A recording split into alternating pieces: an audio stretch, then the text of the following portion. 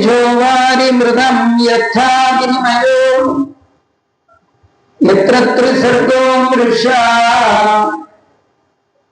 ಧಾಮ್ನಾ ಸ್ವೇನ ಸದಾ ನಿರಸ್ತತ್ವಂ ಸತ್ಯಂ ಪರಂ ಧೀಮಹಿ ಬುದ್ಧಿರ್ಬಲಂ ಯಶೋಧೈರ್ಯಂ ನಿರ್ಭಯತ್ವಮರೋಗತಾ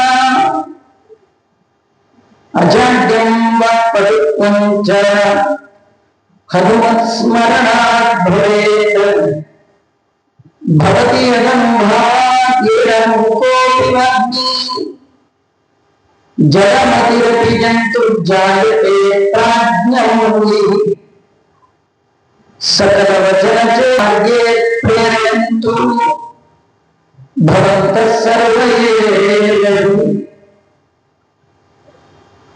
ಯಂ ಪ್ರವದಂತಮಪೇತಮಪೇತಕೃತ್ಯಂ ದ್ವೈಪಾಯನೋ ವಿರಹಕಾತರಮಾತುಹಾಯ ಪುತ್ರೇತಿ ತನ್ಮಯತಯಾ ತಪೋಪೇದು ತಂ ಸರ್ವಭೂತಹೃದಯಂ ಮುನಿಮಾನತೋಸ್ಮಿ ಮೂಕೋಪಿ ಯತ್ಪ್ರಸಾದೇನ ಮುಕುಂದ ಶಯನಾಯತೆ ರಾಜರಾಜಾಯತೆ ರಿಕ್ತೋ ರಾಘವೇಂದ್ರಂ ತಮಾಶ್ರಯೇ ತಪಸ್ವಾಧ್ಯಾಯ ಕೃಷ್ಣಪೂರಾಯತಂ ವಿಶೇಷವಿಷ್ಟಂ ಮಧ್ಯೆ ಪರಿಧಾರ್ತಂ ಆಪಾದಮೂಲಪರ್ಯಂತಂ ದೇವಾನಾಥಂ ಸ್ಮರತೆ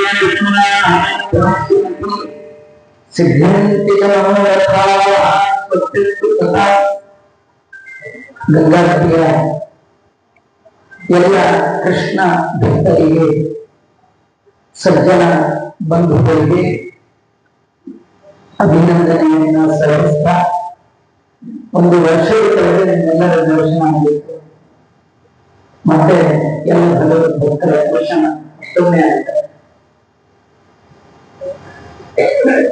ಭಗವಂತನ ಭಕ್ತರು ಸಿಕ್ಕಾಗ ಏನೇನು ಮಾತಾಡಬಾರ್ದು. ಯಾಕಂದ್ರೆ ಯಾರ್ಯಾರೋ ಸಿಕ್ಕಾಗ ಏನೇನು ಮಾತಾಡೋದು ಸಿಗಲಾರದವರು ಅಪರೂಪಕ್ಕೆ ಸಿಕ್ಕಾಗ ಕೇಳಬೇಕು ಕಥೆ ಕೇಳೋದು. ಹಿಂದಿನ ಮನೆ ಪಕ್ಕದ ಮನೆ ನಿತ್ಯ ಕೇಳಿರೋ ಕಥೆ, ಟಿವಿ ಸೀರಿಯಲ್ ನಿತ್ಯ ಮಾಡಬಾರದು.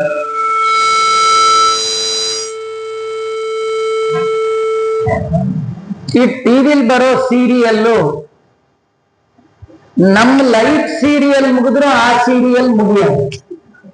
ಅದಿನ್ನು ಎಪಿಸೋಡ್ ಗಟ್ಲೆ 7,000 ಎಪಿಸೋಡ್ 8,000 ಎಪಿಸೋಡ್ ಬರ್ತಾರೆ.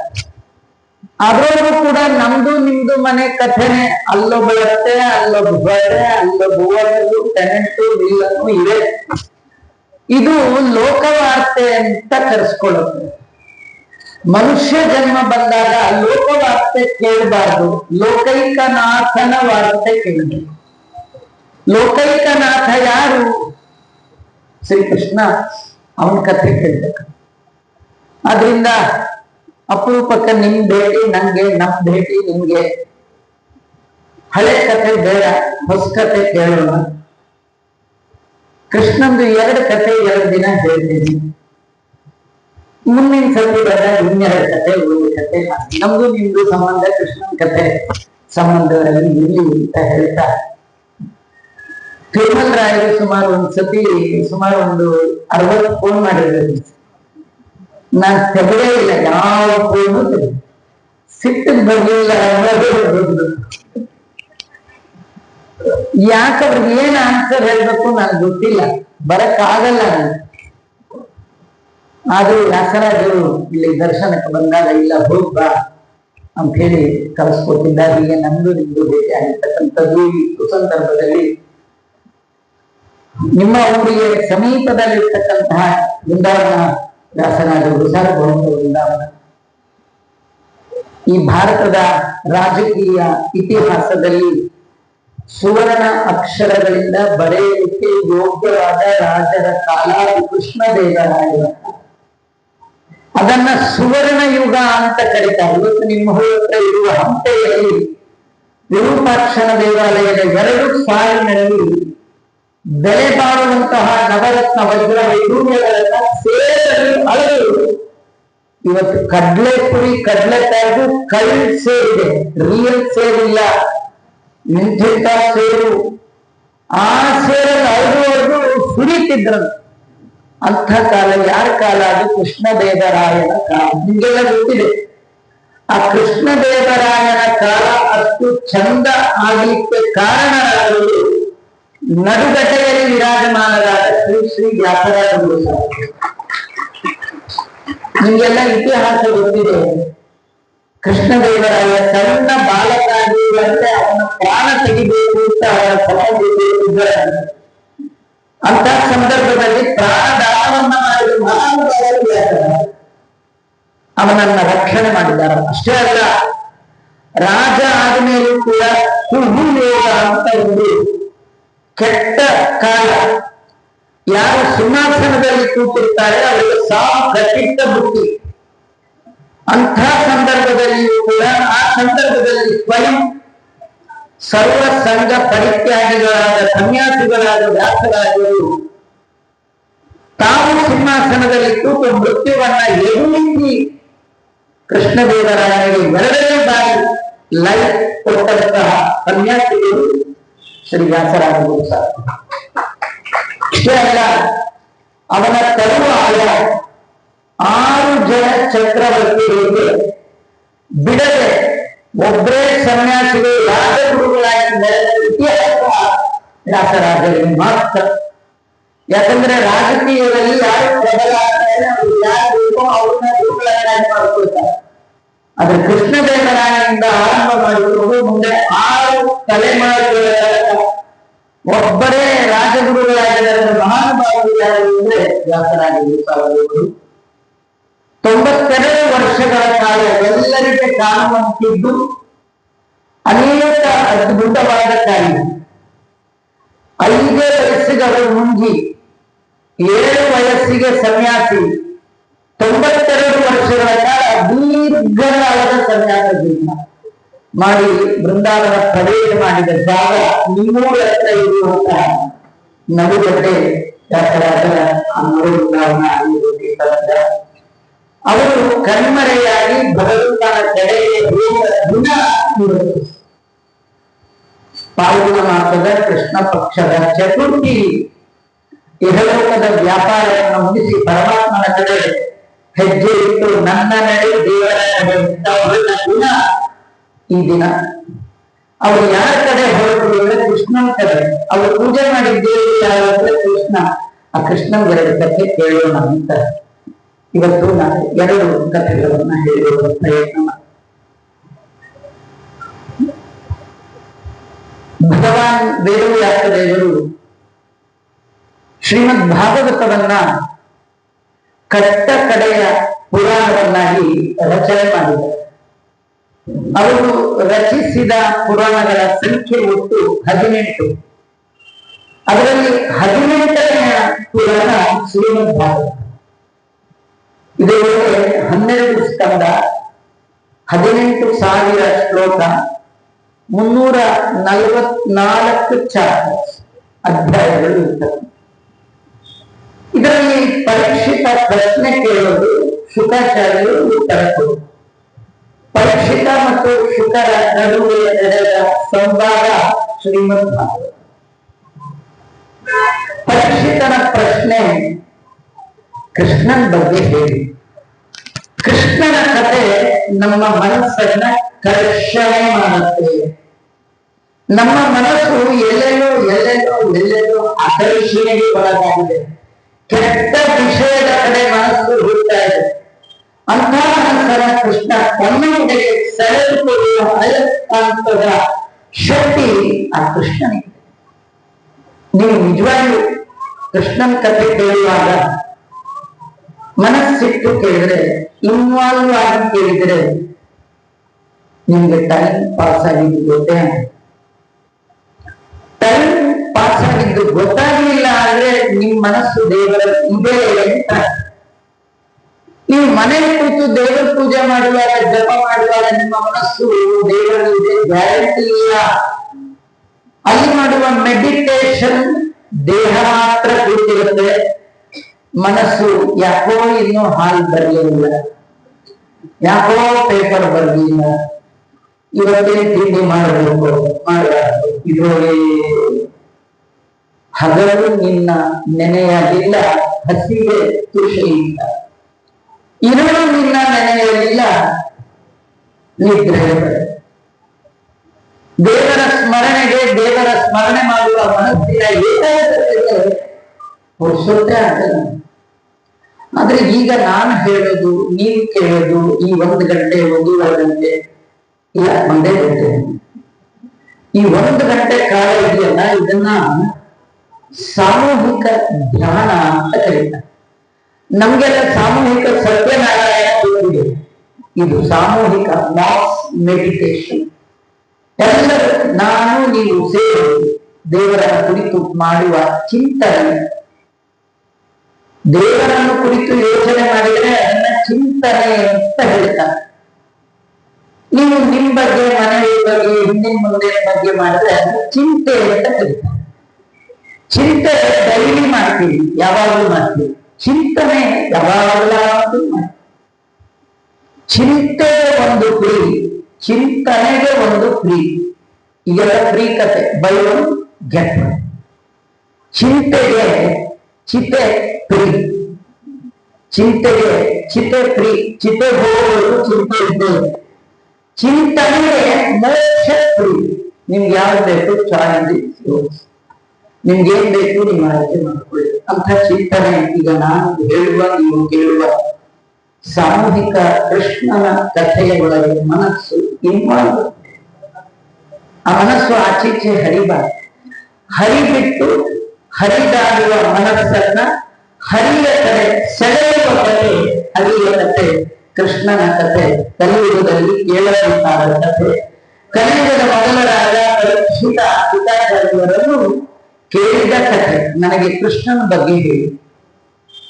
ಭಾಗವತದಲ್ಲಿ ಎಲ್ಲಿಯೂ ಕೂಡ ಪರೀಕ್ಷಿತ ನರಸಿಂಹನ ಬಗ್ಗೆ ಹೇಳಿ, ರಾಮನ ಬಗ್ಗೆ ಹೇಳಿ, ಪರಶುರಾಮನ ಬಗ್ಗೆ, ಮತ್ಸ್ಯ ಕೂರ್ಮ ವರಾಹ ನರಸಿಂಹನ ಬಗ್ಗೆ ಹೇಳಿ ಕೇಳಿಲ್ಲ.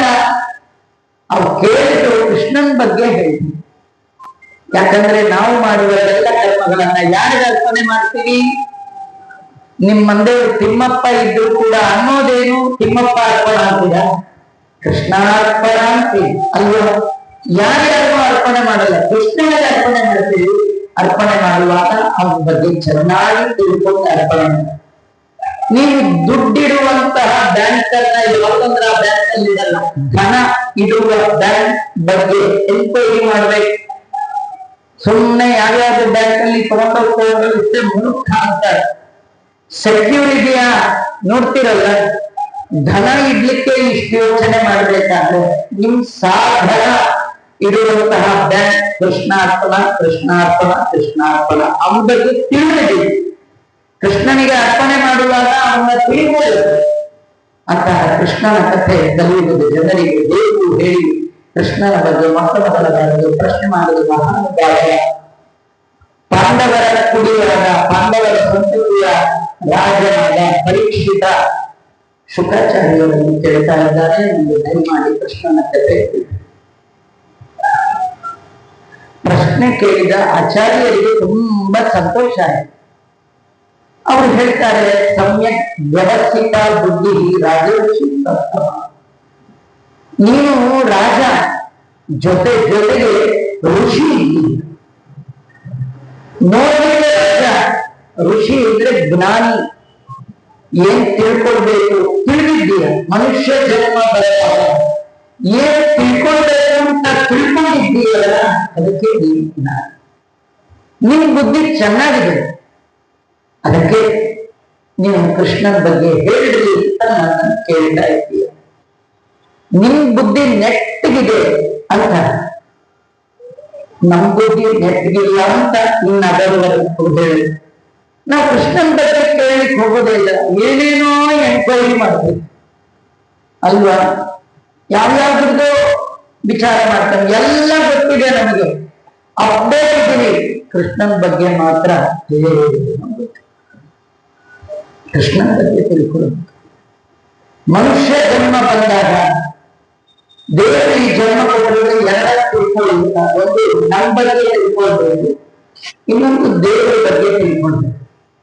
ನಮ್ಗೆ ಅವ್ರಿವ್ರ ಬಗ್ಗೆ ತಿಳ್ಕೊಂಡ ಅಭ್ಯಾಸವಿನ ನಮ್ಮ ಬಗ್ಗೆ ನಮಗೆ ಗೊತ್ತಿಲ್ಲ. ತುಂಬಾ ಜನ ಜಗಳ ಮಾಡುವಾಗ ಸಿಟ್ಟು ಗೆದ್ದಾಗ ಅಂತಾರೆ, ನಮ್ಮ ಬಗ್ಗೆ ನಿಮ್ಗೇನು ಗೊತ್ತಿಲ್ಲ ಅಂತ. ಅವ್ರಿಗೆ ಗೊತ್ತಿಲ್ಲ. ಇನ್ ಕೆಲವು ಮಾತಾಡು ಅವ್ರು ಜಾಸ್ತಿನೇ ನನಗೆ ಗೊತ್ತಾರೆ, ಇವ್ರ ಜಾಗಗಳೇ ಗೊತ್ತಿಲ್ಲ. ಅವ್ರು ಏನ್ ಮಾಡ್ತಾರೆ, ನಮ್ಗೆ ಹಿಂದಿನ ಮನೆ ಪಕ್ಕದ ಮನೆ ಗೊತ್ತಿದೆಯೇ ವಿನಃ ಅಲ್ಲಿದೆ ನಮ್ಮ ಮನೆ, ಇಲ್ಲಿ ಬಂದದ್ದು ಸುಮ್ಮನೆ ನಮ್ಮನೆಯ ಬಗ್ಗೆ ನಮ್ಗೆ ಗೊತ್ತಿಲ್ಲ, ಆ ಮನೆ ಬಗ್ಗೆ ಗೊತ್ತಿಲ್ಲ, ಆ ಮನೆಯ ದಾದ ಯಾವ ಪ್ರಶ್ನ ಅವನ ಬಗ್ಗೆ ಗೊತ್ತಿಲ್ಲ.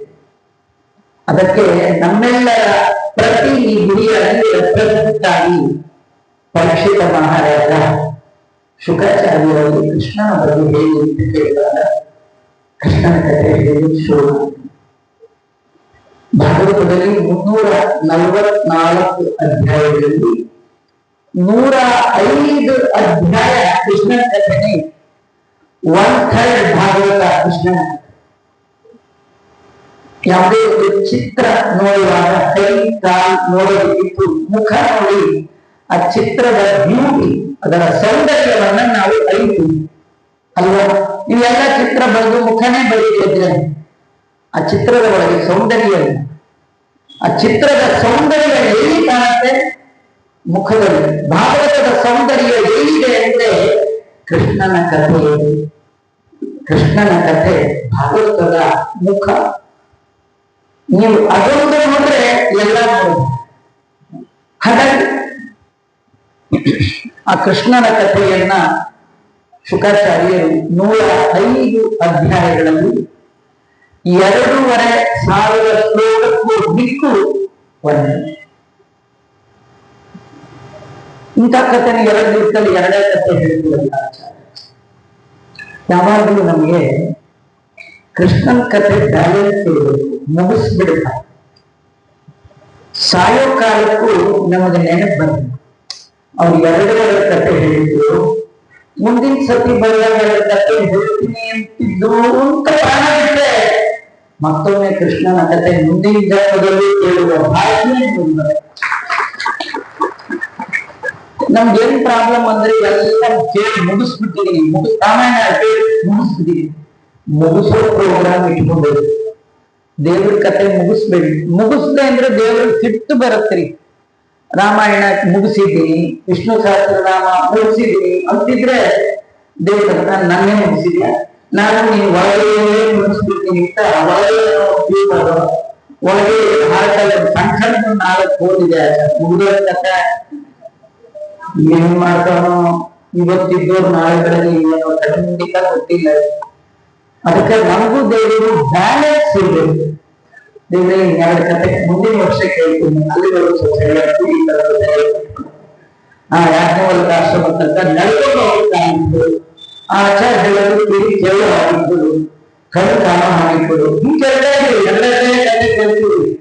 ಪ್ರತಿ ವರ್ಷ ನಿಮ್ಗೆ ಆರೋಗ್ಯ ಎಲ್ಲ ನಡೀತದೆ.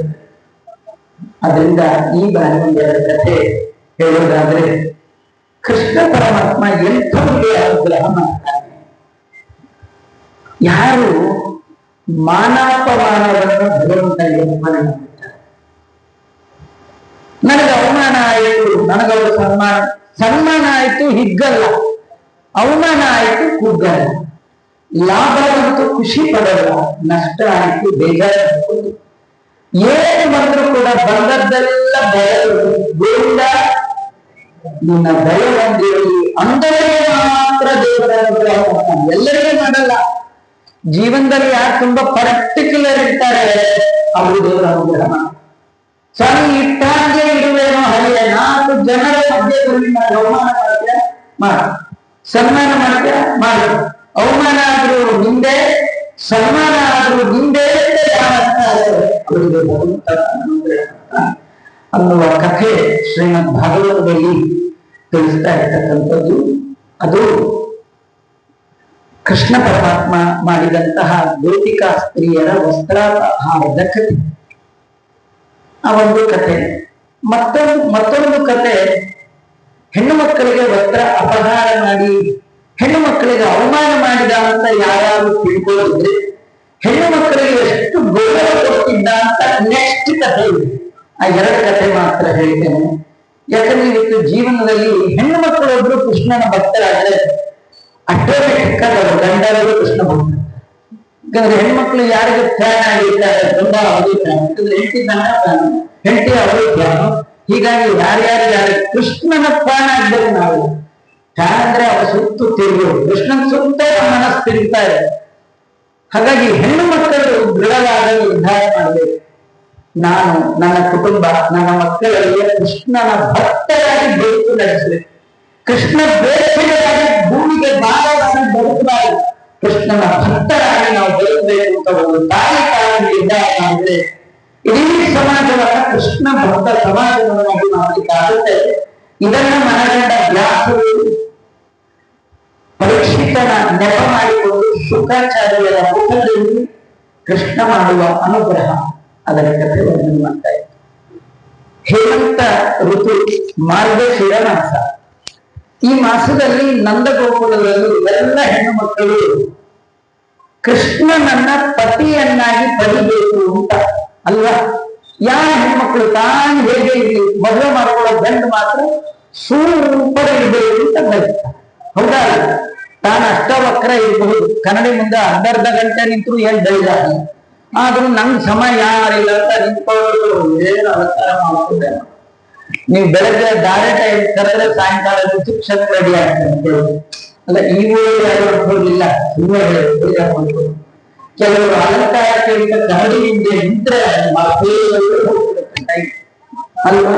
ಅಂದ್ರೆ ಪ್ರತಿ ಒಬ್ಬರಿಗೂ ನಾನ್ ಬಹಳ ಸುಂದರಿ, ನಾನು ಮದುವೆ ಮಾಡ್ಕೊಳ್ಳೋದು ಹೀಗಿರ್ಬೇಕು, ಹಾಗೆ ಯಾರ ಆಸೆ ಇರಲ್ಲ.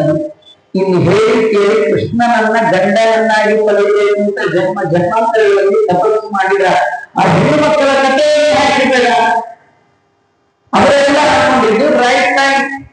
ಕೃಷ್ಣನನ್ನ ಪತಿಯಾಗಿ ಪಡಿಬೇಕಾದ್ರೆ ನಾವು ಏನಾದ್ರೂ ಒಂದು ವ್ರತ ಆಚರಣೆ ಮಾಡಬೇಕು. ಕೃಷ್ಣ ನನಗೆ ಪತಿ ಆಗ್ಬೇಕು. ಈ ಬೇರೆ ಇದ್ದಾರೆ ಬರೀ ಪಿತಾಪತಿ. ಯಾಕಂದ್ರೆ ಈ ಜನ್ಮಕ್ಕೆ ಈ ಪತಿ, ಮುಂದಿನ ಜನ್ಮಕ್ಕೆ ಯಾವ ಪತಿ. ಸುಮ್ಮನೆ ಕೆಲವರು ಕೇಳ್ಕೊಡುವಾಗ 7 ಜನ್ಮಕ್ಕೂ ನೀವೇ ಪತಿ ಆಗಲಿ ತಂದಿರ್ತಾರೆ. ದೇವ್ರ ಹತ್ರ ಹೋದಾಗ ಏನ್ ಕೇಳಿದೆ ಅಂದ್ರೆ ಇದೇ 7ನೇ ಜನ್ಮ ಆಗಲಿ ಅಂತ ಕೇಳಿ. ಹಂಗ ಅವ್ರಿಗೂ ಸಾಕು ಇವ್ರಿಗೂ ಸಾಕು. ಕೆಲವರು ಅಂದ್ರೆ ಮದುವೆ ಅಂದ್ರೇನೆ ಭಯ ಬೇಡ, ಹಂಗಾದ್ರೆ ಹೀಗೆಲ್ಲ ಇರುತ್ತೆ. ಆದ್ರೆ ಈ ಹೆಣ್ಮಕ್ಳು ಎಂಥವ್ರು ಅಂದ್ರೆ ಜನ್ಮಾಂತರದಲ್ಲಿ ತಪಸ್ಸು ಮಾಡಿ ಕೃಷ್ಣನನ್ನ ಪತಿಯನ್ನಾಗಿ ತರಬೇಕು ಅಂತ ಅನೇಕ ಜನ್ಮಗಳಲ್ಲಿ ಕೃಷ್ಣನನ್ನ ಪತಿಯಾಗಿ ಪಡೆಯುತ್ತೆ ತಪಸ್ಸು ಮಾಡಿದ ಮಹಾನುಭಾವರು. ಹೀಗಾಗಿ ಬ್ರಹ್ಮದೇವರಿಂದ ಉನ್ನತರಾಗಿ ಭೂಮಿಯಲ್ಲಿ ವ್ಯವಸಾಯ ಮಾಡಿದ್ದಾರೆ. ಕೃಷ್ಣನನ್ನ ಅಂಗಭಂಗ ಅವನೇ ನನಗೆ ಪತಿ ಆಗಬೇಕು ಅಂತ ಹೇಳಿ ಆ ಹೆಣ್ಣು ಮಕ್ಕಳೆಲ್ಲ ಹೇಮಂತ ಋತುವಿನಲ್ಲಿ ಕಾತ್ಯಾಯನಿ ಪೂಜೆ ಮಾಡಿದ್ದಾರೆ. ಕಾತ್ಯಾಯನಿ ಅಂದ್ರೆ ವೇದದಲ್ಲಿ ಕಾತ್ಯಾಯನಾಯ ವಿದ್ಮಹೇ ಕನ್ಯಾಕುಮಾರಿ ಧೀಮಹಿ ತನ್ನೋ ದುರ್ಗಿ ಪ್ರಚೋದಯಾತ್. ಭಗವಂತನ ಹೆಂಡತಿ ಮಹಾಲಕ್ಷ್ಮಿ. ಅವರಿಗೆ 3 ರೂಪ, ಶ್ರೀ ಭೂ ದುರ್ಗಾ. ಶ್ರೀ ಭೂ ದುರ್ಗಾ, ಅದರೇ ಒಂದು ರೂಪ ಯಾವುದು ದುರ್ಗಾ. ಆ ರೂಪವನ್ನ ಕುರಿತು ಅಂದ್ರೆ ಲಕ್ಷ್ಮಿಯನ್ನ ಕುರಿತು ಪೂಜೆ ಮಾಡ್ತಾರೆ. ಅಲ್ಲ, ನೀವು ಯಾರನ್ನು ಗಂಡನನ್ನಾಗಿ ಪಡಿಬೇಕೋ ಅವನು ಪೂಜೆ ಮಾಡಬೇಕು, ಅವನು ಹೋಗಬೇಕು. ಈ ಹೆಣ್ಣು ಮಕ್ಕಳು ಯಾಕೆ ಅವನು ಪೂಜೆ ಮಾಡಿದ್ರು? ದುರ್ಗಾ ಪೂಜೆ ಇದು ಜಗತ್ತಲ್ಲೂ ಅಷ್ಟೇ. ನೀವು ಯಾರನ್ನಾರು ಮದುವೆ ಆಗ್ಬೇಕಂತಿದ್ರೆ ಅವ್ರಿಗೆ ಆಲ್ರೆಡಿ ಮದುವೆ ಆಗಿದ್ರೆ ಆ ಹೆಂಡತಿ ಪರ್ಮಿಷನ್ ತಗೊಳ್ಳದೆ ಮಾಡ್ಕೊಳ್ಳೋ. ಅದಕ್ಕೆ ಈ ಹೆಂಡತಿ ಯಾರು ದುರ್ಗೆ, ಯಾಕಂದ್ರೆ ಲಕ್ಷ್ಮಿ ಸ್ವಲ್ಪ ಸೈಲೆಂಟ್ ಕಾಣ್ತಾರೆ, ಭೂ ಸೈಲೆಂಟ್ ಆಗಿ ದುರ್ಗಾ ಮುಗ್ದೆ ಹೋಯ್ತು. ಅದರಿಂದ ಅವಳು ಸ್ವಲ್ಪ ಬುಟ್ಟಿಗೆ ಹಿಡ್ಕೊಂಡ್ರೆ ಏನೋ ನಿಮ್ಮ ಯಜಮಾನ್ರು ನಾವು ಹಿಡಿದಿ ಅಂತೀವಿ, ನೀವು ಓಕೆ ಅನ್ಬೇಕು, ನೋ ಅಬ್ಜೆಕ್ಷನ್ ಸರ್ಟಿಫಿಕೇಟ್ ಕೊಡಬೇಕು. ಹ್ಯಾಕ್ ಕೊಡೋದು? ಏನ್ ಗೊತ್ತಾ, ಪೂಜೆ ಮಾಡಿ ಮಾಡಿ ಮಾಡಿ ಅವಳ ಸಂವಿಧಾನವನ್ನ ತಮ್ಮಲ್ಲಿ ತೆಗೆದುಕೊಂಡ್ಬಿಟ್ರೆ ಭಗವಂತ ಯಾರಲ್ಲಿ ಮಹಾಲಕ್ಷ್ಮಿಯ ತತ್ವಗಳಿದೆ ಅವರು ಪಾಣಿಗ್ರಹಣ. ಹೀಗಾಗಿ ದೇವರನ್ನು ಕೇಳೋ ಬದಲು ದೇವರ ಹೆಂಡತಿಯ ಒಂದು ಸಂವಿಧಾನವನ್ನ ನಮ್ಮಲ್ಲಿ ತೆಗೆದುಕೊಳ್ಳೋಣ ಅಂತ ಹೇಳಿ ಹೆಣ್ಮಕ್ಳು ಬಾಯಿ ಬಿಟ್ಟು ಅವರೆಲ್ಲ ಕಾತ್ಯಾಯಿನಿ ವ್ರತ ಏನು ವ್ರತದ ನಿಯಮ ಏನು ಏನ್ ಮಾಡ್ತಿದ್ರು? ಆಪ್ಲುತ್ಯಾಂಬಸಿ ಕಾರಂಗ್ಯ ಜಲತೆ ಕೃತ್ವ ಪ್ರತಿಕೃತಿ ದೇವಿ ಆನರ್ಚು ದೇವರನ್ನ ಗಂಡನನ್ನಾಗಿ ಪಡಿಬೇಕು ಅಂತ ದುರ್ಗಾದೇವಿಯನ್ನ ಕಾತ್ಯಾಯಿನಿ ವ್ರತವನ್ನ ಮಾಡಬೇಕು ಅಂದುಕೊಂಡಂತಹ ಹೆಣ್ಣು ಮಕ್ಕಳು ಮಾಡಿದ ವ್ರತವನ್ನ ವ್ಯಾಸರು ವರ್ಣನೆ ಮಾಡ್ತಾರೆ. ಅವರು ಬೆಳಗಿನ ಜಾವ ಹೇಳಿದ್ರು ಸೂರ್ಯೋದಯಕ್ಕೆ ಮುಂಚೆ. ಆಚಾರ್ಯ ಸೂರ್ಯೋದಯಕ್ಕೆ ಮುಂಚೆ ಅಂದ್ರೆ ಈಗ ರಾತ್ರಿ ಮಲಗುವಾಗಲೂ ಸೂರ್ಯೋದಯ ಆಗಿದೆ. ಈಗ ಈಗ ನಾಳೆ ನನಗೆ ಪುರುಷೋತ್ತಿಲ್ಲ ಆಚಾರ್ಯ ರಾತ್ರಿ ನಾನು ಮಾಡಿ ಪೂಜೆ ಮಾಡ್ಕೊಂಡು ಅವತ್ತಿನ ಪೂಜೆ ಅವತ್ತೇ. ಅರುಣೋದಯದಲ್ಲಿ ಪಂಚಪಂಚ ವಿಷಕಾಲ ಸಪ್ತಪಂಚಾವನೋದಯೇ ಶೇಷ ಸೂರ್ಯೋದಯ ಸುಗತ ಅಂತ ಸುಮಾರು ನಾಲ್ಕೂವರೆಗೆ ಏಳು. ಅದಕ್ಕೆ ಅರುಣೋದಯ ಅಂತ ಕರೀತಾರೆ. ಅರುಣೋದಯ ಅಂದ್ರೆ ಸೂರ್ಯನ ರಥದ ಸಾರಥಿ ಅರುಣ. ರಥಿಕನಾದ ಸೂರ್ಯ ಬರುವ ಮೊದಲು ಸೂರ್ಯನ ರಥದ ಮುಂದೆ ಕೂಡ ಅರುಣ ಧ್ಯಾನಿಸಿಕೊಂಡ. ಆ ಕಾಲವನ್ನ ಅರುಣೋದಯ ಅಂತ ಕರೀತಾರೆ. ಇದು ಸಜ್ಜನರು ದೇವರ ಅನುಗ್ರಹ ಪಡೆಯಬೇಕು ಅಂತ ಯಾರಿಗೆ ಆಸೆ ಇದೆ ಅವರಿಗೆ ಏಳಕ್ಕಿದು ರೈಟ್ ಟೈಮ್. ನಮ್ದೆಲ್ಲ ಪ್ರಾಬ್ಲಮ್ ಏನಂದ್ರೆ ನಾವೆಲ್ಲ ಸೂರ್ಯ ವಂಶದವರಾಗ್ತಾನ. ಸೂರ್ಯ ಬರೋವರೆಗೂ ಸೂರ್ಯ ಬಂದು 7 ಅಂದ್ರೆ 7 ಗಂಟೆ ಆದಾಗ 7 ಅಂತ ಅರ್ಲಿ ಮಾರ್ನಿಂಗ್ 9ಕ್ಕೆ ಹೇಳ್ತಾರೆ. 9ಕ್ಕೆ ಎದ್ದಂದ್ರೆ ಅರ್ಲಿ ಮಾರ್ನಿಂಗ್. ಹಾಗಾಗಿ ಇವರೆಲ್ಲ ಅರುಣೋದಯದಲ್ಲಿ ಹೇಳ್ತಿದ್ದಾರೆ. ಕಥೆ ಏನಂದ್ರೆ ನೀವು ಏನ್ ಪೂಜೆ ಮಾಡ್ತಿರೋ ಬಿಡ್ತಿರೋ ಮೊದಲ ದಿನ ರೈಟ್ ಟೈಮ್ಗೆ ದೇವರ ಅನುಗ್ರಹ ಆಗ್ಬೇಕಾದ್ರೆ ಜೀವನದಲ್ಲಿ ಮೊದಲು ರೈಟ್ ಟೈಮ್ಗೆ ಹೇಳಬೇಕು. ನಾವು ರಾತ್ರಿ ಮಲ್ಕೊಳ್ಳೋವರೆಗೂ ಚೆನ್ನಾಗಿರ್ತೀವಿ. ನಾಳೆ ಬೆಳಗ್ಗೆ 4:30ಗೆ ಎದ್ಬಿಡ್ಬೇಕು, 5ಕ್ಕೆ ಎದ್ಬಿಡ್ಬೇಕು ಅಂತ ಫಸ್ಟ್ ಕ್ಲಾಸ್ ಅಲಾರಾಮ್ ಇಟ್ಕೊಂಡು ಮಾಡ್ಬಿಟ್ಟು ಆಗ್ಲೇ ಗಡಿಯ ನೀವು 2ಕ್ಕೆ ಅಲಾರಾಮ ಕೊಟ್ಟರೆ ಅದು ಹೊರಗೊಂಡ ತಕ್ಷಣ ನೀವು ಅದನ್ನೇ ಒಂದು ಹೊರಗೆ ಅವಾಗೇ ಅದು ಕರೆಕ್ಟ್ ನಿಮ್ಗೆ ಅವಾಗಲೇ ಸ್ವೀಟ್ ಇದ್ದೆ ಅದ್ರ ಮೇಲೆ ಒಂದು ಬರೆ ಬರುತ್ತೀರಿ, ಕಣ್ಣು ಬಿಟ್ಟು ನೋಡ್ತೀರಿ 2.5 ಗಂಟೆ ಆಗಿ ಎಕ್ಸ್ಟ್ರಾ 4:30 ಪ್ಲಸ್ 2:30 7 ಅಂತ ಹೇಳ್ದ ಲೇಟ್ ಆಗ್ಬಿಟ್ಟಿದೆ. ಸರಿ ಅರ್ಜೆಂಟ್ 8:30 ಆಫೀಸ್ ಹೋಗ್ಬೇಕು, ಬಸ್ ಮನೆ ಸ್ನಾನಕ್ಕೆ ಹೋಗ್ಬೇಕು. ಇವ್ರಿಗಿಂತ ಮುಂಚೆ ಇದ್ದೇವೆ, ಇವ್ರಿಗಿಂತ ಅರ್ಜೆಂಟ್ ಸ್ನಾನ ಮಾಡಿರ್ತಾನೆ. ಸ್ನಾನ ಮಾಡುವಾಗ ಕೆಳಗೆ ಬಿಟ್ಟು ಬಂದಿರ್ತಾನೆ, ಅದ್ರ ಮೇಲೆ ಕಾಲು ಹೋಗ್ತಾರೆ. ನೋಡಿ 6 ತಿಂಗಳ ಆಸ್ಪತ್ರೆ ಗೋವಿಂದ. ಇದೆಲ್ಲ ಈ ಪ್ರಾಬ್ಲಮ್ ಲೇಟ್ ಆಗಿದ್ದ ಪ್ರಾಬ್ಲಮ್. ಮೊದಲು ರೈಟ್ ಟೈಮ್ ಹೇಳ್ಬೇಕು. ಇವರು ಅರುಣೋದಯದಲ್ಲಿ ಹೇಳ್ತಿದ್ರು ಎದ್ದು ಕಾಲಿಂದಿಯಲ್ಲಿ ಸ್ನಾನ ಮಾಡ್ತಿದ್ರು. ಯಮುನಾ ನದಿ ತೀರ. ಯಮುನೆ ಯಮನ ಸೂರ್ಯನ ಮಗಳು.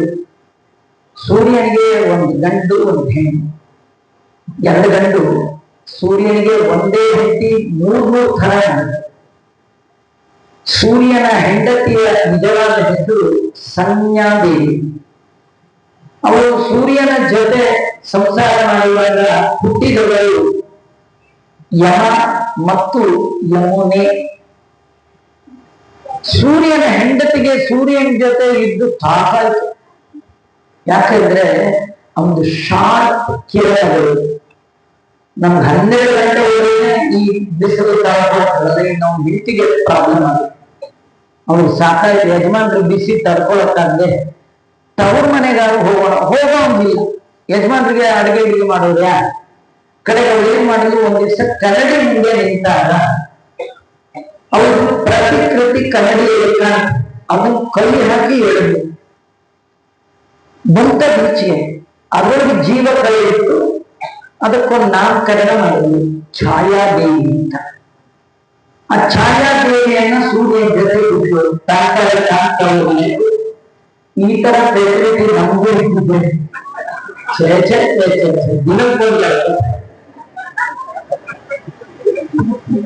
ಛಾಯಾದೇವಿ ಅಂತ ಬಿಟ್ಟಿದ್ವು. ಛಾಯಾದೇವಿ ಹೇಳಿದ್ರು, ನನಗೆ ಸಾಕಾಗಿದೆ, ಒಂದ್ 4 ದಿನ ನಮ್ಮ ಅಪ್ಪನ ಮನೆಗೆ ಹೋಗಿ ರೆಸ್ಟ್ ತಗೊಂಡ್ ಬರ್ತೀನಿ, ನಾನು ಮನೆಗಿಲ್ಲ ಅಂತ ನಮ್ಮ ಯಜಮಾನ್ರು ಗೊತ್ತಾಗದೆ ಇರೋ ನಮ್ಮ ಯಜಮಾನ್ರು ತುಂಬಾ ಬಿಸಿ, ಡ್ಯೂಟಿ ಇರ್ತಾರೆ. ನೀನು ನಂತರ ಈ ಕೆಲಸಕ್ಕೆ ಭಜನಾ ಮಂಡಳಿ ಒಳಗೆ ಒಂದೇ ತರ ಈ ಕೀರ್ತಿ ಎಲ್ಲ ಮಾಡ್ಕೊಂಡು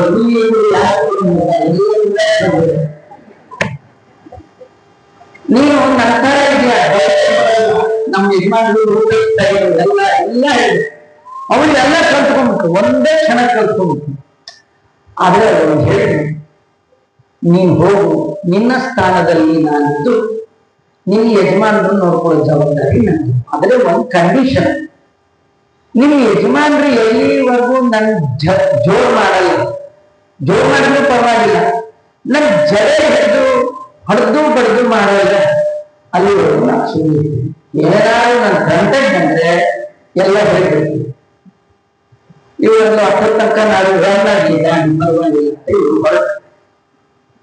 ಅವ ಆ ಛಾಯಾದೇವಿ ಗಂಡನ ಜೊತೆ ಇದ್ರೆ, ಆ ಛಾಯಾದೇವಿ ಹೆಂಡತಿದೆ ರೂಪ, ನೆರಳು, ಶಾಡೋ ಸಂಸಾರ ಮಾಡಿದ್ರು. ಆಗ ಹುಟ್ಟಿದವನೇ ಶನೈಶ್ಚರ. ಛಾಯಾ ಮಾರ್ತಾಂಡ ಸಂಭೂತಂ ಸೂರ್ಯಪುತ್ರಂ ಶನೈಶ್ಚರಂ. ಶನೈಶ್ಚರ ಅವನು ತಲೆಗೆ ಮಗ ಆಗುವ ತನಕ ಯಮುನೆ ಯಮ ಇಬ್ಬರನ್ನ ಚೆನ್ನಾಗಿ ನೋಡ್ಕೊಳ್ತಿದ್ವು. ತನಗೆ ಮಗ ಆದ್ಮೇಲೆ ಸ್ವಲ್ಪ ವ್ಯತ್ಯಾಸ. ಈ ತನ್ನ ಮಗನಿಗೆ ನಿಜವಾದ ಹಾಲು ಮೊಸರು ಬೆಣ್ಣೆ, ಆ ಮೊದಲನೇ ಹೆಂಡತಿ ಮಗನಿಗೆ ನಂದಿನಿ ಹಾಲು, ನಂದಿನಿ ಮಿಲ್ಕ್, ನಂದಿನಿ ಇದೆಲ್ಲ ಪೌಡರ್. ಕಡೆ ಯಮ ಒಂದ್ ದಿವಸ ನೋಡ, ಯಾವ ಸೀಮೆ ಮಮ್ಮಿ ಅವನಿಗೊಂಥರ ನನ್ಗೊಂಥರ ಮಾಡ್ತಾರಲ್ಲ ಅಂತ ಹೇಳಿ ಜಾಡ್ ಹೊತ್ತು ಬಿಡ್ತೀನಿ, ಹಿಂದ್ಬಿಟ್ರು ಯಮ. ಆ ತಾಯಿ ಸಿಟ್ಟು ಬಂತು, ಈ ಕಾಲ ಗುಳದೇವಿ ಅವು ಓಡ್ಕೋತ ಬಂದು ಅಪ್ಪನ ಹತ್ರ ಕಂಪ್ಲೇಂಟ್. ಎಷ್ಟೋ ಮಕ್ಕಳು ತೊಡೆ ಮೇಲೆ ಮಲ್ಲಿಗೆ ಹಾಲು ಕುಡಿಯುವಾಗ ಅಮ್ಮನ್ನು ಒಡೆಯುತ್ತೆ, ಒದ್ದ ಕಾಲಿಗೆ ತಾಯಿ ಮುದ್ದು ಮಾಡ್ತಾರೆ. ನಾನೇನು ತಲೆ ಕೆಟ್ಟು ಒದಿತೀನಿ ಅಂದ್ರೆ ಹುಳಗಳಿಂದ ಚಾಪ ಕೊಡ್ತಾರೆ, ನಂಗೆ ಹಾಕೊಳ್ಳಿ ನಮ್ಮ ಅಮ್ಮನ ಅಂತ ಡೌಟ್. ಆಗ ಅವರಪ್ಪ ನನಗೂ ಅದೇ ಅನ್ನಿಸ್ತಾ ಇದೆ ಈಗ ಅಂತ ನೋಡ್ತಾನೆ. ಗೊತ್ತಾಯ್ತು ಹೆಂಡತಿ ಅಲ್ಲ. ಕೇಳಿದ, ಯಾರು ನೀವು? ಆಗ ಅವಳು ಹೇಳಿದ್ರು, ನಾನೇ ನಿಮ್ ಹೆಂಡತಿ ಅಲ್ಲ, ನಿಮ್ ಹೆಂಡತಿ ಶಾಡೋ. ಹೇಳಿದ್ರು ಇದು ಅಂತ ಇದ್ದೆ, ನಾನೀಗ ಹೊರಡ್ತೇನೆ ಅಂತ ಹೇಳಿ ಏನೋ ಮಾಡ್ಕೊಂಡು ಹೊರಟ್ರು. ಸೂರ್ಯ ಯೋಚನೆ ಬಂದ, ಇಂಥ ಕೆಲಸ ಆಯ್ತು ಪಾಪ, ನನ್ನ ಹೆಂಡತಿ ಎಷ್ಟು ಒಳ್ಳೆಯವರು, ಎಲ್ಲಿ ಹೋದ್ಲು ಅಂತ ವಿಶ್ವತ ಚಕ್ಷು ಕಣ್ಣ ಮೇಲಿಂದ ಎಲ್ಲ ಕಡೆ ಹೋಗಿಲ್ಲ. ಈ ಹೆಂಡತಿ ಇದ್ಲಲ್ಲ, ಅದ್ರ ಸಂಜ್ಞಾದೇವಿ, ಅವಳ ಅಪ್ಪನ ಮನೆಗೆ ಹೋದಾಗ ಅಪ್ಪ ಕೇಳಿದ, ಎಲ್ಲ ಅಳಿಯರು ಅಂತ. ಅಳಿಯಂದ್ರಿಲ್ಲ, ನಾನೊಬ್ಬಳೆ ಬಂದೆ ಅಂದ್ರೆ ಹೆಣ್ಣಿನ ತಂದೆ ಮಗಳು ಹೇಳಿದ, ಯಜಮಾನ್ರ ಜೊತೆ ಬಂದು ವರ್ಷಾನ್ಗಟ್ಲೆ ನಮ್ಮ ಮನೆಯಲ್ಲಿ ಸಿಂಗಲ್ ಅದು ಆಗಿನ ಕಾಲ ಸ್ಟೈಲ್. ಈಗಿನ ಕಾಲ ನಿಮ್ ಯಜಮಾನ್ರನ್ನ ಯಾಕೆ ಕಟ್ಕೊಂಡು ಹೋದ್ರೆ ಬಿಟ್ಟು ಬರೋದು ನಾನು ನೋಡ್ಕೊಳ್ತೇನೆ ಅನ್ನೋದು ಈಗಿನ ಕಾಲದಲ್ಲಿ. ಹಾಗೆಲ್ಲ ಮಾಡುವ ಹಿಂದಿನ ಕಾಲದಲ್ಲಿ ಸೇರಿಸ್ತೀವಿ. ಅಲ್ಲಿ ಗಂಡನ ಮನೆಯಲ್ಲಿ ಇವೆಲ್ಲ ಆಗಿದ್ರು, ಅಪ್ಪನ ಮನೆಯಲ್ಲಿ ಸೇರಿಸ್ತಿಲ್ಲ. ಏನ್ ಮಾಡ್ಬೇಕು? ಅದ್ಭುತವಾದ ಸೌಂದರ್ಯ, ಗಂಡ ಇದ್ದ ಸೌಂದರ್ಯ ಇಟ್ಕೊಂಡು ಹೇಗೆ ಇರೋದು ಯೋಚನೆ ಮಾಡಿ, ಹೆಣ್ಣು ಕುದುರೆಯಾಗಿ ಕಾಮ ರೂಪದಿಂದ ತನಗೆ ಯಾವ ರೂಪ ಬೇಕೋ ಆ ರೂಪದಲ್ಲಿ ಕಾಡಿನಲ್ಲಿ ಹುಲ್ಲು ತಿಂತ ಇದ್ದ. ಸೂರ್ಯ ನೋಡಿದ, ಗೊತ್ತಾಗಬೇಕು ಇವಳೇ ಹೆಂಡತಿ. ನಿಜವಾದ ಹೆಂಡತಿ ತುಂಬಾ ದಿನ ಆಗಿತ್ತು, ಬಿಟ್ಟು ಆದ ಕಾರಣ ಹೆಂಡತಿಯ ಜೊತೆ ವಿಹಾರ ಮಾಡಬೇಕು ಅಂತ ತಾನು ಕೂಡ ಸ್ವಯಂ ಕುದುರೆಯಾಗಿ ಬಂದ. ಆಗ ಅವರಿಬ್ಬರ ದಾಂಪತ್ಯದಲ್ಲಿ ಹುಟ್ಟಿದ 2 ಮಕ್ಕಳೇ ಅಶ್ವಿನಿ ದೇವತೆ. ಮೊದಲು ಯಮ ಯಮುನೆ, ಆಮೇಲೆ ಶನೈಶ್ಚರ ಮತ್ತೊಬ್ಬ ಮಗ, ಮತ್ತೆ ಎರಡನೆಯ ಸಂಸಾರ ಮತ್ತೆ ಮಾಡುವಾಗ ಇಬ್ಬರು ಮಕ್ಕಳು ಅಶ್ವಿನಿ ಮಕ್ಕಳು, ನಾ ಸತ್ಯ ದಸ್ರ ಅಂತ ದೇವರ. ಇದು ಸೂರ್ಯನ ಫ್ಯಾಮಿಲಿ. ಇಬ್ಬರು ದೊಡ್ಡ ಮಕ್ಕಳು ಗಂಡು ಮಕ್ಕಳು. ಒಬ್ಬ ಹೆಂಡತಿ ಮಗ ಯಮ, ಇನ್ನೊಬ್ಬ ಹೆಂಡತಿ ಮಗ ಶನೈಶ್ಚರ. ನಾವು ಜೀವನದಲ್ಲಿ ಯಾರು ಹೆದರದೆ ಇದ್ರು ಬದುಕಿದ್ದಾಗ ಶನಿ ಹೆದರ್ತೀವಿ, ಸತ್ರೆ ಅದು ಅವರ ಅಪ್ಪನಿಗೆ ಇಬ್ರು ಹೋಗಿ ಕೇಳಿದ್ರು ನಮ್ಗೆ ಏನಾದ್ರು ಕೆಲಸ ಕೊಡಿಸಿ. ಅದಕ್ಕಪ್ಪ ಅಂದ, ನನ್ ಕುರಿತು ಯಾರು ಅಗ್ನಿ ಪ್ರಧಾನ ಬೆಳಗಾಗಿದ್ದು ಮಾಡಿಲ್ಲ, ಅವರು ಬದುಕಿದ್ರೆ ಚಿಕ್ಕ ಮಗ ಶನಿ ನೀ ಹಿಡ್ಕೊಂಡು, ಅವರು ಸತ್ರೆ ದೊಡ್ಡ ಮಗ ನೀ ಹಿಡ್ಕೊಂಡು. ಸತ್ರ ಒಬ್ಬ ಹಿಡ್ಕೊತಾನೆ, ಬದುಕಿದ್ರು ಒಬ್ಬ ಹಿಡ್ಕೊಳ್ತಾನೆ. ಅದಕ್ಕೆ ನಮಗೆ ಇಲ್ಲಿ ಇರಲಾರೆ ಅಲ್ಲಿಗೆ ಹೋಗಲ್ಲ, ಇಲ್ಲಿರಕ್ಕೆ ಶನಿ ಕಾರಣ, ಅಲ್ಲಿ ಹೋಗಿದ್ದೆ. ಈ ಎರಡೂ ಕಾರಣದಿಂದ ತಪ್ಪಿಸ್ಕೊಳ್ಬೇಕಾದ್ರೆ ಬೆಳಗಿಂದ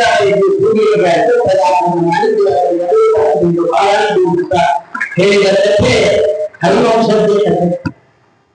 ಇಲ್ಲಿ ಆ ಯಮುನೆಯಲ್ಲಿ ಯಾರು ಸ್ನಾನ ಮಾಡಿದ್ರು, ಸಾಮಾನ್ಯ ಹೆಣ್ಣು ಮಕ್ಕಳಿಗೆ ತವರು ಮನೆ ಅಂದ್ರೆ ಖುಷಿ ಅಲ್ವಾ?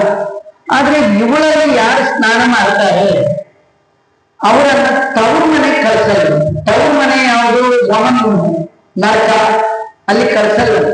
ಮತ್ತೆ ಎಲ್ಲಿ ಕಳಿಸ್ತಾಳೆ ಅಂದ್ರೆ ತನಗೆ ಬಹಳ ಬೇಕಾಗಿರ್ತಕ್ಕಂಥ ಪ್ರಿಯಕರನಾದ ಕೃಷ್ಣನ ಮನೆ ವೈಕುಂಠಕ್ಕೆ ಕಳಿಸ್ಕೊಡ್ತಾನೆ. ಅದರಿಂದ ಕೃಷ್ಣ ನದಿ ಅಥವಾ ಯಮುನೆಯ ಸ್ನಾನ ವೈಷ್ಣವರಿಗೆ ಬಹಳ ಮಾಡಿಸಿರ್ತಕ್ಕಂಥದ್ದು. ತುಂಬಾ ದಿನಗಳ ಕಾಲ ಕೃಷ್ಣ ತನ್ನ ವಿಹಾರಕ್ಕಾಗಿ ಆಯ್ಕೆ ಮಾಡಿಕೊಂಡಂತಹ ಸ್ಥಳ ಯಾವುದು? ಯಮುನಾ ತೀರ ವಿಹಾರಿ. ಯಮುನಾ ನದಿಯ ಉಸುಕಿನಲ್ಲಿ ಒಂದು ರಾಸಕ್ರೀಡೆ, ಮರಳಿನಲ್ಲಿ ಆಟ, ಎಲ್ಲವನ್ನೂ ಕೃಷ್ಣ ತನ್ನ ವಿಹಾರಕ್ಕಾಗಿ ಆಯ್ಕೆ ಮಾಡಿಕೊಂಡ ಪವಿತ್ರವಾದ ನೆಲ ಮತ್ತು ಜಲ. ಜಲ ಯಮುನೆ, ನೆಲ ಆ ಯಮುನಾ ನದಿ. ಅಂತಹ ಯಮುನೆಯಲ್ಲಿ ಈ ಹೆಣ್ಣು ಮಕ್ಕಳು ನಿತ್ಯದಲ್ಲಿ ಸ್ನಾನ ಮಾಡ್ತಿದ್ರು. ಮಾಡಿ ಪ್ರತಿನಿತ್ಯ ಸೈಕತಿ ಕೃತ್ವ ಪ್ರತಿಕೃತಿ, ಒಂದು ದುರ್ಗಾದೇವಿಯ ಪ್ರತಿಮೆಯನ್ನ ಮರಳಿನಲ್ಲಿ ಮಾಡಿದ್ರು. ನಮ್ಮಲ್ಲೆಲ್ಲ ಮರಳು ಗೌರಿ ಪೂಜೆ ಅದೆಲ್ಲ ಮಾಡ್ಕೊಂಡ ಹಾಗೆ ಮರಳಿನಲ್ಲಿ ಮಹಾಲಕ್ಷ್ಮಿಯನ್ನ ಮಾಡಿಕೊಂಡು ಅದಕ್ಕೆ ಅನರ್ಚು ಷೋಡಶೋಪಚಾರ ಪೂಜೆಯನ್ನ ಹೆಣ್ಮಕ್ಳು ಎಲ್ಲ ಗುಂಪಾಗಿ ಸೇರಿ ಹಾಡಿ ಹೇಳ್ಕೊಳ್ತಾ ಪೂಜೆ ಮಾಡ್ತಿದ್ರು. ರುಕ್ಮಿಣೀಶ್ವರ ವಿಜಯ ಅಂತ ವಾದಿರಾಜ ಶ್ರೀಮತ್ ಚರಣರು ಈ ಕಥೆಯನ್ನ ಬಹಳ ಸುಂದರವಾಗಿ ವರ್ಣನೆ ಮಾಡಿದ್ದಾರೆ.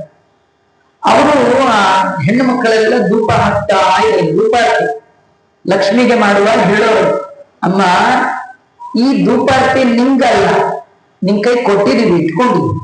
ನಾಳೆ ನಿಮ್ಮ ಯಜಮಾನ್ರ ಜೊತೆ ನಾವು ಈ ಕಾಳಿಂದಿಯಲ್ಲಿ ವಿಹಾರ ಮಾಡುವಾಗ ತಲೆ ಮುಂದಿರುತ್ತೆ, ಅದು ಡ್ರೈ ಆಗಿದೆ, ಅವಾಗ ಈ ಧೂಪ ನಾನು ಹಾಕು ಅಂತ ಕೊಟ್ಟಿದ್ದೆ. ಇದೇನಂದ್ರೆ ನೀವು ದೇವರಿಗೆ ಏನ್ ಮಾಡ್ತೀವಿ ಅದೆಲ್ಲ ನಿಮ್ಗೆ ವಾಪಸ್ ಡಿಪೋಸಿಟ್ ಪ್ರತಿಬಿಂಬಿಸಿ. ಕನ್ನಡಿಯ ಮುಂದೆ ನಿಂತು ಬಿಂಬಕ್ಕೆ ಏನು ಅಲಂಕಾರ ಮಾಡಿಕೊಂಡು ಅದೆಲ್ಲ ಎಲ್ಲಿ ಬೀಳತ್ತೆ? ಪ್ರತಿಬಿಂಬದಲ್ಲಿ ಬೀಳತ್ತೆ ಉಂಟು. ನೀವಿಲ್ಲೊಂದ್ ಸತಿ ಕುಂಕುಮ ಹಚ್ಕೊಂಡು ಅಲ್ಲೊಂದ್ ಸತಿ, ಇಲ್ಲೊಂದ್ ಸತಿ ಹಚ್ಕೊಂಡು ಅಲ್ಲಿ ಹಚ್ಬೇಕ? ಏನ್ ಬೇಡ ಅಲ್ಲ, ಒಂದು ಕಡೆ ಹಚ್ಕೊಂಡು ಅದೆಲ್ಲ ಕಾಣುತ್ತಲ್ಲೋ ಹಾಗೆ ಒಬ್ಬ ದೇವರಿಗೆ, ಒಬ್ಬ ಮಹಾಲಕ್ಷ್ಮಿಗೆ ಅದೆಲ್ಲ ನಿಮಗೆ ಕಾರಣ. ಆ ಒಂದು ಭಾವದಿಂದ ಷೋಡಶೋಪಚಾರ ಪೂಜೆಯನ್ನ ಹೆಣ್ಣುಮಕ್ಕಳು ಮಾಡ್ತಾ ಇದ್ದಾರೆ. ಗಂಧೈಹಿ ಮಾಲ್ಯೈಹಿ ಸುರಭಿಹಿ ಬಲಿಭಿಹಿ ಧೂಪದೀಪತೈಹಿ ಉಚ್ಚಾಪಚೈಶ್ಚೋಪಚಾರೈಹಿ ಪ್ರಬಾಲ ಫಲತಂಡುಲೈಹಿ, ಚಿಗುರು ಎಲೆಗಳು ಪತ್ರಗಳಿಂದ ಪೂಜೆ ಮಾಡಿದ್ದಾರೆ. ಒಳ್ಳೆ ಮುತ್ತಿನ ಅಕ್ಷತೆಯನ್ನ ತಂದು ದೇವಿಗೆ ಅರ್ಚನೆ ಮಾಡಿದ್ದಾರೆ. ಆಮೇಲೆ ದೊಡ್ಡ ಪೂಜೆ, ಸಣ್ಣ ಪೂಜೆ ಅಂದ್ರೆ ರಾಜೋಪಚಾರ, ಭಕ್ತೋಪಚಾರ, ಶಕ್ತಿೋಪಚಾರ ಏನೋ ಮಾಡ್ತೀವಲ್ಲ ಎಲ್ಲವನ್ನೂ ಮಾಡಿ. ಎಲ್ಲ ಮಾಡುವಾಗ ಕಾಮನ್ ಯಾವುದು ಅಂದ್ರೆ ಭಕ್ತಿಯಿಂದ ಮಾಡ್ತಾರೆ. ನಿಮ್ಮಲ್ಲಿ ಭಕ್ತಿ ಇಲ್ಲ ಅಂತಾದ್ರೆ ಏನ್ ಮಾಡಿ ಏನು ಪ್ರಯೋಜನ ಇಲ್ಲ. ಕೆಲವ್ರ ಮನೇಲಿ ಫ್ರಿಡ್ಜ್ ಇದೆಯಾ? ಇದೆ. ಫ್ಯಾನ್ ಇದೆ, ಮಿಕ್ಸಿ ಇದೆ. ಕರೆಂಟ್ ಇಲ್ಲ ಅಂತಾದ್ರೆ ಯಾವುದಿದ್ರು ಏನ್ ಹೇಗೆ ಪ್ರಯೋಜನ ಇಲ್ವೋ ಹಾಗೆ ಎಲ್ಲ ಮಾಡಿ ಭಕ್ತಿ ಇಲ್ಲ ಅಂತ ಕರೆಂಟ್ ಇಲ್ಲದ ಎಲ್ಲ ಪದಾರ್ಥಗಳಿದ್ದಾರೆ. ನೀವು ಮಂಗಳಾರತಿ ಮಾಡ್ತಿರೋ, ಧೂಪಾರತಿ ಮಾಡ್ತಿರೋ, ನೈವೇದ್ಯ ಮಾಡ್ತಿರೋ, ಅರ್ಚನೆ ಮಾಡ್ತಿರೋ, ಕುಂಕುಮ ಹಾಕ್ತಿರೋ, ಏನೇ ಮಾಡಿ ಭಕ್ತಿಯಿಂದ ಮಾಡಿ. ಭಗವಂತ ಭಕ್ತಿಯಿಂದ ಮಾಡಿದರೆ ಪತ್ರಂ ಪುಷ್ಪಂ ಫಲಂ ತೋಳಂ ಏನೇ ಭಕ್ತಿಯ ಪ್ರಯಚ್ಛತಿ. ಭಕ್ತಿಯಿಂದ ಕೊಟ್ಟದ್ದನ್ನ ಭಗವಂತ ಸ್ವೀಕಾರ ಮಾಡ್ತಾ ಇದ್ದಾನೆ. ಉತ್ತಮ ಗಂಧವನ್ನ ಸಿದ್ಧ ಮಾಡ್ತಿದ್ರು. ಕೇಸರಿ, ಪಚಕರ್ಪುರ, ಏಲಕ್ಕಿ ಹಾಕಿ ಒಳ್ಳೆ ಗಂಧ ಸಿಗ್ತಿದ್ರು. ಅದನ್ನ ಜಗನ್ಮಾತೆ ಅರ್ಪಣೆ ಮಾಡ್ತಾ ಇದ್ರು. ಒಳ್ಳೆ ಧೂಪವನ್ನ ಹಾಕ್ತಾ ಇದ್ರು. ಬಲಿ ಬಲಿ ಅಂದ್ರೆ ನೈವೇದ್ಯ. ಒಳ್ಳೆ ನೈವೇದ್ಯವನ್ನ ತಾಯಿಗೆ ನಿತ್ಯದಲ್ಲಿ ಮಾಡ್ತಾ ಇದ್ದಾರೆ. ಎಲ್ಲ ಮಾಡಿದ ಮೇಲೆ ಪ್ರಾರ್ಥನೆ ಮಾಡ್ಕೊಳ್ಳೋರು. ಅಲ್ಲ ಕಡೆ ಒಳಗೆ ಪ್ರಾರ್ಥನಾ ಸಮರ್ಪಯಾಮಿ ಅಂತ ಹೇಳಿ ಮಾಡಿಸ್ತಾರೆ. ಯಾವ್ದು ಪೂಜೆ ಮಾಡಿ ಇವರು ಪ್ರಾರ್ಥನೆ ಮಾಡ್ಕೊಳ್ತೀವಿ. ಏನ್ ಮಾಡ್ಕೊಳ್ತಿದ್ರು? ಹೆಣ್ಮಕ್ಳು ದೇವರ ಪೂಜೆ ಮಾಡುವಾಗ ಏನ್ ಪ್ರಾರ್ಥನೆ ಮಾಡ್ಕೊಳ್ಬೇಕು?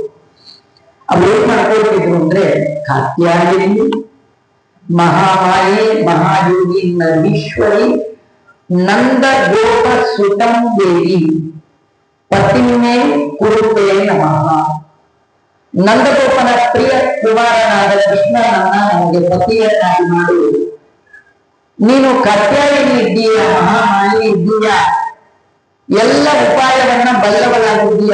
ಏನು ಮಾಡಿದ್ರೆ ಕೃಷ್ಣ ನನ್ನ ಕೈ ಹಿಡಿಬಹುದು ನಿನಗೆ ಗೊತ್ತಿದೆ. ಆ ನಂದಗೋಪನ ಮುದ್ದಿನ ಕುಮಾರನಾದ ಕೃಷ್ಣ ನಮ್ಮ ಕೈ ಹಿಡಿಯುವುದನ್ನು ನಮಗೆ ಬಾಣಿಗ್ರಹ ಮಾಡಬೇಕು, ಹಾಗೂ ನೀನು ಅನುಗ್ರಹ ಮಾಡು ಅಂತ ಹೇಳಿ ಪ್ರಾರ್ಥನೆ ಮಾಡ್ತಾರೆ. ಈ ಕಥೆ ಒಳಗೆ ನಮ್ಗೆ ಏನ್ ಕಥೆ ಅಂದ್ರೆ, ಸಣ್ಣ ಹೆಣ್ಣು ಮಕ್ಕಳು ಮದುವೆ ಮುಂಚೆ ದೇವರ ಪೂಜೆ ಮಾಡುವಾಗ ತಂದೆ ತಾಯಿಗಳು ಹೆಣ್ಣು ಮಕ್ಕಳ ಕೈಯಲ್ಲಿ ಭಕ್ತಿಯಿಂದ ಪೂಜೆ ಮಾಡಿಸ. ಯಾಕೆಂದ್ರೆ ಆ ಹೆಣ್ಣು ಮಕ್ಕಳ ತುಂಬಾ ಜನರ ಕೈಗಳು ಸಂಸಾರದ ಒಳ್ಳೆ ಗಂಡ ಸಿಕ್ಕು ಬಿಟ್ಟ ಅಂತಾದ್ರೆ ಆ ಹೆಂಡತಿಯಷ್ಟು ಪುಣ್ಯವಂತೆ ನಮ್ಗೆ ಯಾರು. ಆಕೆ ಬೇಕಾದ ಓದಿರ್ಬೋದು, ಬೇಕಾದ ಸಂಬಂಧಪಟ್ಟಿರ್ಬೋದು, ಗಂಡ ಯೂಸ್ಲೆಸ್ ತಗೊಳ್ಳಾಗುತ್ತೆ, ಇಡೀ ಲೈಫ್ ಹಾಳಾಗುತ್ತೆ. ಹೆಂಡತಿ ಏನು ತರದಿದ್ರು ಬೇಡ, ಗಂಡ ಉತ್ತಮನಾಗಿ ಹೆಂಡತಿಯನ್ನ ಸಾಕಬೇಕು. ನನ್ನ ಹೆಂಡತಿಯಿಂದ ಪ್ರೀತಿಯಿಂದ ಅಭಿಮಾನದಿಂದ ನೋಡಿಕೊಳ್ಳುವ ಗಂಡ. ಅದರಿಂದ ಒಳ್ಳೆ ಗಂಡನ ಪಡೆಯೋದಕ್ಕಿಂತೂ ಹೆಣ್ಣು ಮಕ್ಕಳ ಜೀವನದಲ್ಲಿ ಮತ್ತಿಲ್ಲ. ಕೆಲವರು ಅದಕ್ಕಿಂತ ಬೇರೆ ಮುಖ್ಯ ಅಂತ ಹೇಳಿ ಫಾರಿನ್ ಹೋಗೋದಿದೆಯಾ. ಹೆಣ್ಮಕ್ಳು ಜಾಸ್ತಿ ತೋರಿಸಿ ಮೊದಲು ಕೇಳೋದು ಅಂದ್ರೆ ನಮ್ಮ ದೇಶದಿಂದ ಹೊರಗಾಕಬೇಕು ಅಂತ ಅನ್ಕೊಂಡಿದ್ವಿ. ಇವ್ರಿಗೆ ಹೋಗಲ್ಲ. ಹಿಂದಿನ ಕಾಲದಲ್ಲಿ ಗಡಿಪಾರದ ಶಿಕ್ಷೆ ಇರ್ತಿತ್ತು. ಈಗ ಕ್ವಾಲಿಫಿಕೇಶನ್ ಆಗ್ತದೆ. ಒಂದ್ಸತಿನಾರು ಹೋಗಿರ್ಬೇಕು ಅದೊಂದು ಕ್ವಾಲಿಫಿಕೇಶನ್. ಹಿಂದೆ ನಮ್ಮ ಹಳೆಯಲ್ಲ, ಎಲ್ಲೋ ಹೋಗಿರ್ತಾರೆ, ಬಾಡಿ ಓದ್ಕೊಂಡಿರ್ತಾರೆ, ಎಲ್ಲೋ ಹೋಗಿರ್ತಾರೆ, ಏನೋ ಕೆಲಸ ಸಿಕ್ಬಿಡಿ. ಮೊದಲೆಲ್ಲ ಇಲ್ಲ 50-60% ಹೋಗಿದ್ವಿ. ನಮ್ಗೆಲ್ಲ ಸಂಬಳ ಅಂದ್ರೆ ತಿಂಗಳ ಸಂಬಳ ಗೊತ್ತಿತ್ತು. ಈಗ ತಿಂಗಳ ಸಂಬಳವೇ ಇಲ್ಲ. ಪ್ಯಾಕೇಜ್ 25 ಲಕ್ಷ, 40 ಲಕ್ಷ. ಆ 40 ಲಕ್ಷ ತರೋ ಹುಡುಗಿ 25,000 ಹುಡುಗನ ಯಾಕೆ ಮದುವೆ ಆಗ್ತಾರೆ? ಅಟ್ಲೀಸ್ಟ್ 40 ಲಕ್ಷ 1,000 ಎಕ್ಸ್ಟ್ರಾ ಅಲ್ವಾ ಅಂತ ಹುಡುಗ ಸಿಗಲ್ಲ, ಹುಡುಗಿ ಸಿಗಲ್ಲ, ಹುಡುಗ ಸಿಗಲ್ಲ. ಮದುವೆ ಹುಡುಗಿಂದ ಎಲ್ಲ ಇಡೀ ಸಮಾಜನೇ ಇವತ್ತು ಹಾಳಾಗಲಿಕ್ಕೆ ಕಾರಣ ಅಂದ್ರೆ ಎಕ್ಸ್ಪೆಕ್ಟೇಷನ್.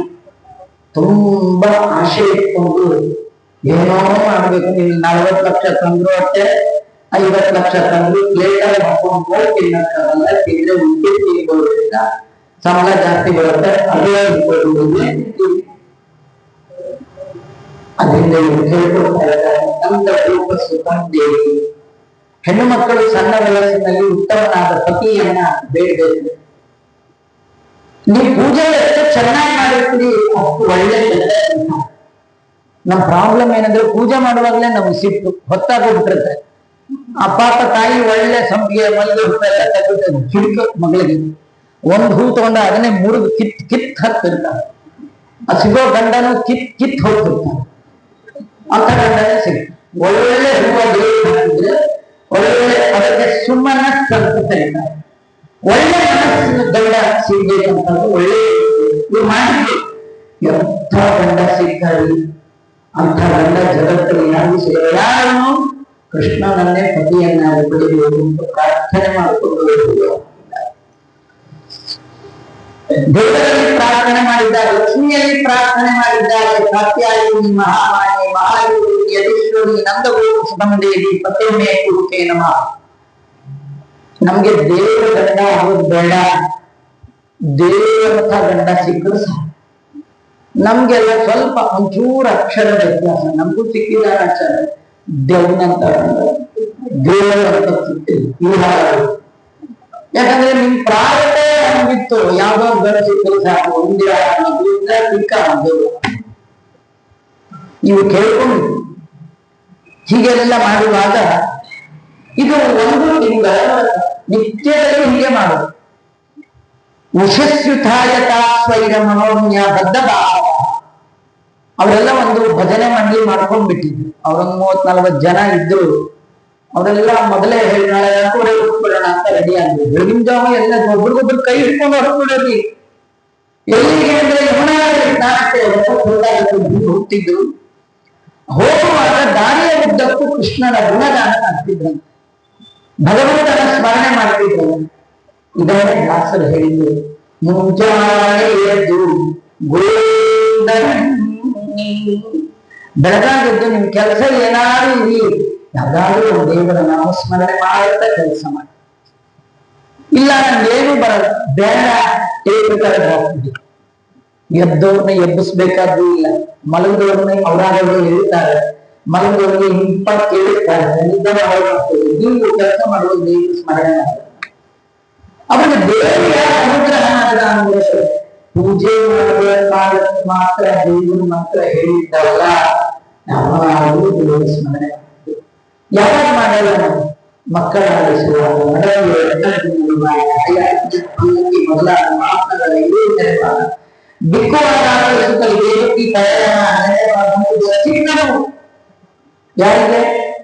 ಯಮದೂತರಿಗೆ. ಎಲ್ಲಿ ನೋಡಿದರು ನೀವು ದೇವರ ಸ್ಮರಣೆ ಮಾಡಬೇಕು ಅಂತ ತೋರಿಸಿಕೊಟ್ಟದ್ದು. ಹೀಗೆಲ್ಲ ದೇವರ ಸ್ಮರಣೆ ಮಾಡ್ತಾ ಏನು, ಇವರು ಬೆಳಗಿನ ಜಾವ ದೇವರ ಸ್ಮರಣೆ ಮಾಡ್ಕೊಂಡು ನದಿ ತೀರಕ್ಕೆ ಹೋಗುವಾಗ ಉಚ್ಚೈ ಜರುಹು ಎತ್ತರದ ಕಂಠದಲ್ಲಿ ಹಾಡ್ತಾ ಇದ್ದಾರೆ. ಅವ್ರಿಗೆ ಯಾರು ಏನ್ ಅನ್ಕೊಳ್ತಾರೆ ಇಲ್ಲ, ನಮ್ಮ ಕೃಷ್ಣ ಪ್ರೀತನಾಗಬೇಕು, ಭಗವಂತ ಪ್ರೀತನಾಗಬೇಕು ಅಂತ ಹೇಳಿ ಉಚ್ಚವಾದ ಕಂಠದಲ್ಲಿ ಆ ಭಗವಂತನ ಸ್ತೋತ್ರ ಮಾಡ್ತಾ ಸ್ನಾನಕ್ಕೆ ಸಿದ್ಧರಾಗ್ತಾ ಇದ್ದಾರೆ, ಸ್ನಾನ ಮಾಡ್ತಾ ಇದ್ದಾರೆ. ನಿತ್ಯದಲ್ಲಿ ಇದೇ ಕೆಲಸ, ಸ್ನಾನ ಮಾಡೋದು, ಪೂಜೆ ಮಾಡೋದು ಮನೆಗೆ. ಬೆಳಗಿನ ಏನಂದ್ರೆ ನಿಮ್ ಪೂಜೆ ಗೀಜೆ ಏನಿದ್ರು 6 ಗಂಟೆ ಒಳಗೆ ಮುಗಿಸ್ಕೊಂಡು, 6 ಗಂಟೆ ಆಯ್ತು ಅಂದ್ರೆ ಹಾರಾಡೋರೆಲ್ಲ ಇರ್ಬೋದು. ಆಮೇಲೆ ನಿಮ್ ಪೂಜೆ ಗೀಜೆ ಅಂತ ಕೂತ್ರೆ ಆಗಲ್ಲ. ಎಲ್ಲಾರು ಹೇಳಕ್ ಮುಂಚೆ ಹೇಳ್ಬೇಕು. ಮಹಾಲಕ್ಷ್ಮಿಯ ಸನ್ನಿಧಾನ ಮನೆಯಲ್ಲಿ ಬೆಳಗಿನ ಜಾವ ಹೇಳ್ಬೇಕು. ಏನೆಲ್ಲ ಕಾಲಲ್ಲಿ ಬೆಚ್ಚೆ ಹಾಕೊಂಡು ಬೆಳಗಿನ ಜಲ ಶಬ್ದ ಬರ್ತಿದ್ರೆ ಮಹಾಲಕ್ಷ್ಮಿಯ ಸಂವಿಧಾನ. ಹಂಗಂತ ಹೇಳಿ ಒಂದು ಸೌಂಡ್ ಮಾಡ್ಬಿಟ್ಟು ಅದನ್ನೇ ಹಾಕ್ಬಿಟ್ಟು ಮಾಡಿದ್ರು. ಜಲ್ ಜಲ್ ಜಲ್ ಬರ್ತು, ಜಲ್ ಜಲ್ ಜಲ್ ಕಾಲಲ್ಲಿ ಹಾಕಿರ್ಬೇಕು, ಮುತ್ತೈದೆಯರು ಸ್ನಾನ ಮಾಡಿರ್ಬೇಕು, ಹೋಳಿ ಪೂಜೆ ಮಾಡಿರ್ಬೇಕು, ತುಳಸಿ ಪೂಜೆ ಮಾಡಿರ್ಬೇಕು. ಆ ಪೂಜೆ ಮಾಡುವಾಗ ನಡಿಬೇಕು,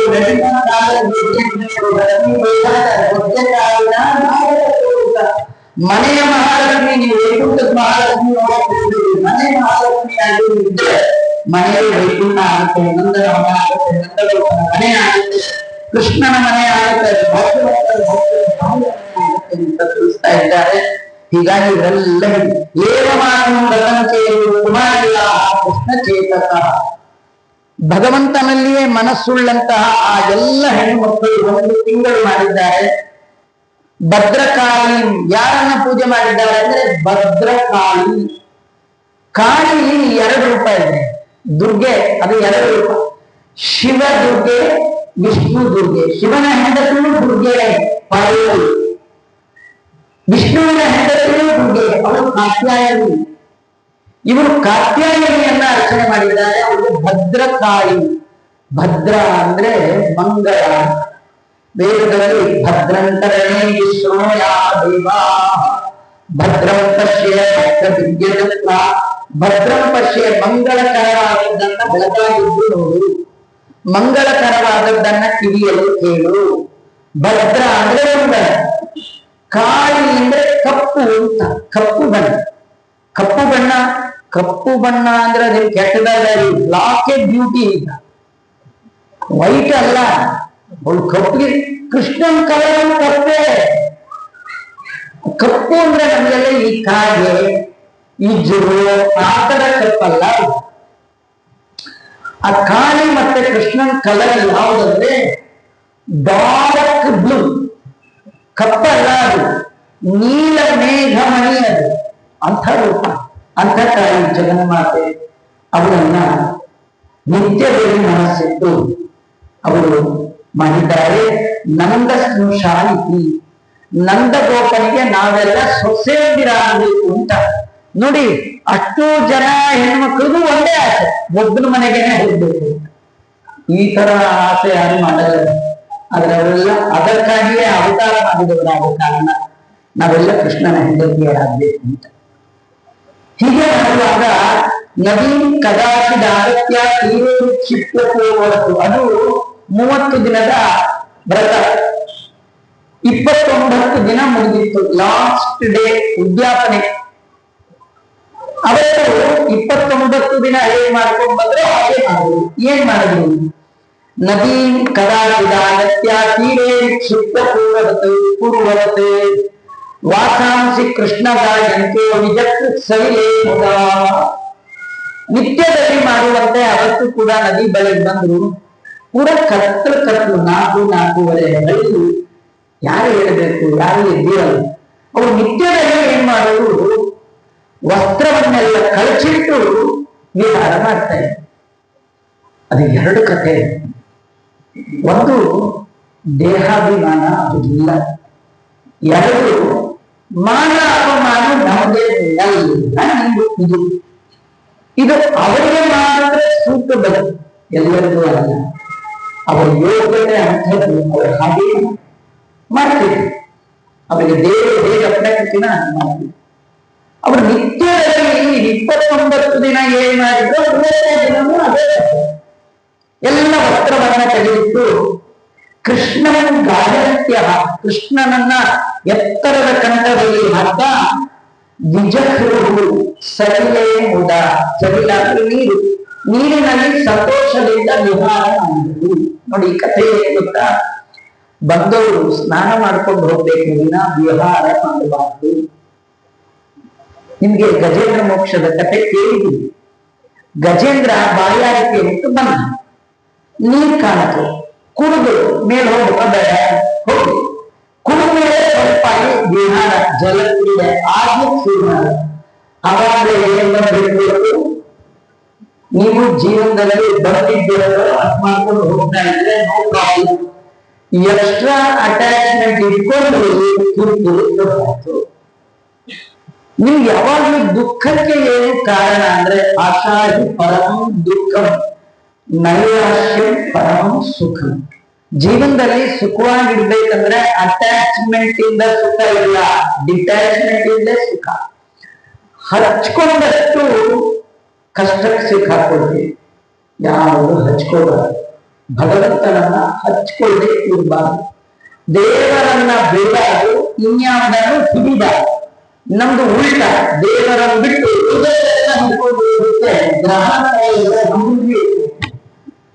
ನಿಮ್ಗೆ ಗೊತ್ತಿದೆ ಗ್ರಹಣ ಯಾವ್ಯಾವುದು? ಒಂದು ಸೂರ್ಯ ಗ್ರಹಣ, ಇವೆರಡು ಬಿಟ್ಟು ಹೋಗೋದು. ಬಿಡದೇ ಇರೋ ಒಂದು ಗ್ರಹಣ ಇದೆ, ಪಾಣಿಗ್ರಹಣ. ಅದು ಅತಿಯಾದ ಅಟ್ಯಾಚ್ಮೆಂಟ್. ಪಾಣಿಗ್ರಹಣ ಯಾವ ಎಷ್ಟೊತ್ತಿಗೆ ಬಿಡುತ್ತೆ ಅಂದ್ರೆ ಬಿಡೋದು ಅಲ್ವಾ? ಇಂಥ ಗ್ರಹಣದಿಂದ ಹೊರಗೆ ಬರಬೇಕಾದ್ರೆ ನಮ್ಮ ಪಾಣಿ ಅಂದ್ರೆ ಗಂಡು ನಮ್ಮೆಲ್ಲರ ಪಾಣಿಯನ್ನ ಭಗವಂತ ಗ್ರಹಣ ಮಾಡಿ ಯಾರ್ಯಾರ ಕೈ ಹಿಡಿಯೇ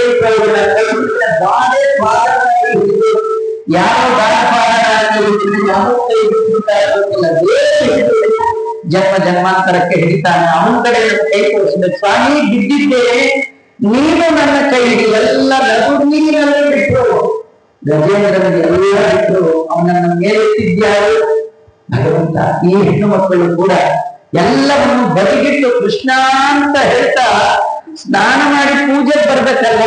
ಹೇಳಿ, ಲಾಸ್ಟ್ ಡೇ, ಫೈನಲ್ ಡೇ, ನಾಳೆಯಿಂದ ನೀವು ಸಿಗ್ತಿರೋ ಇಲ್ಲೋ, ಇವತ್ತೇ ಕಡೆ ದಿನ ಉದ್ಯಾಪನೆ, ಆದ್ರಿಂದ ಒಂದ್ ಸ್ವಲ್ಪ ಹೊತ್ತು ಎಕ್ಸ್ಟ್ರಾ ಇಲ್ಲೇ ಆಟ ಆಡೋಣ ಅಂತ ಹೇಳಿ ಆ ಹೆಣ್ಮಕ್ಳೆಲ್ಲ ವಿಹಾರ ಮಾಡ್ತಾ ಇದ್ದಾರೆ. ಭಗವಾನ್ ತದಭಿಪ್ರೇತ್ಯ ಕೃಷ್ಣೋ ಯೋಗೇಶ್ವರೇಶ್ವರ. ಕೃಷ್ಣನ್ ಗೊತ್ತಾಯ್ತು ಅಲ್ಲ, ಅವನಿಗೆ ಹೇಗೆ ಗೊತ್ತಾಯ್ತು ಆಚಾರ್ಯ ಕೇಳಬೇಡಿ. ಯಾಕಂದ್ರೆ ಎಲ್ಲರ ಒಳಗೆ ತಾನಿಪ್ಪ, ತನ್ನೊಳಗೆ ಎಲ್ಲರನ್ನು ಧರಿಸಿಕೊಂಡಿದ್ದ ಜಗದಾದ್ಯಂತಗಳ ದಾನವ ನಲ್ಲನ ಸೊಲ್ಲಲಾಗಿಸಿ ಕಂಬಳಿಂದಲ್ಲಿ ಬಂದ ಬದುಕನಿಗೆ ಅಂತ ಜಗನ್ನಾಥ ಹೇಳ್ತಾರೆ. ಮನದೊಳಗೆ ತಾನಿಪ್ಪ, ಮನದಲ್ಲಿ ನೆಲೆಸಿಕೊಂಡ, ಮನಸ್ಸಿನ ಒಳಗೆ ಭಗವಂತ ಇರ್ತಾನೆ. ಎಲ್ಲರ ಹೃದಯದ ಒಳಗೆ ಅಂತರಂಗದಲ್ಲಿ ಹರಿಯ ತಾನು ಹುಟ್ಟು ಪೂರ್ಣನು. ಎಲ್ಲರ ಹೃದಯ ಗೃಹದೊಳಗೆ ಭಗವಂತ ಯಾವಾಗಲೂ ಇರ್ತಾನೆ. ನೀವು ಮನಸ್ಸಿನಲ್ಲಿ ಹೃದಯದಲ್ಲಿ ಯಾವ ಭಾವನೆ ಮಾಡಿದ್ರು ಅವನಿಗೆ ತಟ್ಟೆ ಗೊತ್ತಾಗ್ತದೆ. ಅವನಿಗೆ ಗೊತ್ತಾಯ್ತು. ಏನ್ ಗೊತ್ತಾಯ್ತು? ಇವರು ನನ್ನನ್ನು ಮದುವೆ ಆಗಬೇಕು ಅಂತ ಈ ವ್ರತ ಕೈಗೊಂಡಿದ್ದಾರೆ. ಇಷ್ಟು ಕಷ್ಟಪಟ್ಟು ಮಾಡಿದವರಿಗೆ ನಾನು ಅನುಗ್ರಹ ಮಾಡುವುದು. ನಾ ಅನುಗ್ರಹ ಮಾಡೋದಾದ್ರೆ ಟೆಸ್ಟ್ ಮಾಡ್ತೀನಿ ಅಲ್ವಾ? ನಿಮ್ಗೆ ಸಣ್ಣ ಪುಟ್ಟ ಕೆಲಸಕ್ಕೆ ನೀವು ಎಕ್ಸಾಮ್ ತುಂಬಾ ಇರಲ್ಲ. ನೀವು ಕಂಪ್ನಿಲಿ ಸೂಪರಿಂಟೆಂಡೆಂಟ್ ಆಗ್ಬೇಕು, ತುಂಬಾ ಹೈ ಪೋಸ್ಟ್ ಹೋಗ್ಬೇಕಂದ್ರೆ ತುಂಬಾ ಎಕ್ಸಾಮ್ ಫೇಸ್ ಮಾಡ್ಬೇಕು. ಭಗವಂತನಿಗೆ ತುಂಬಾ ನಿಯರ್ ಅಂಡ್ ಡಿಯರ್ ಆಗ್ಬೇಕಂದ್ರೆ ದೇಶಕ್ಕೆ ಎಲ್ಲ ಟೆಸ್ಟ್ಗಳನ್ನು ಪಾಸ್ ಆಗ್ಬೇಕು.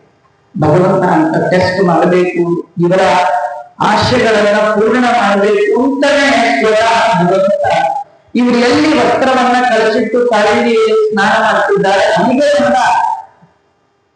ಕಥೆ ಏನಂದ್ರೆ, ದೇವರು ಎಲ್ಲಿ ಬರ್ಬೇಕಾದ್ರೂ ಒಬ್ಬ ಬರಲ್ಲ, ಅವ್ನ ಜೊತೆಯವರೆಲ್ಲ ಕರ್ಕೊಂಡು ಬರ್ತಾರೆ.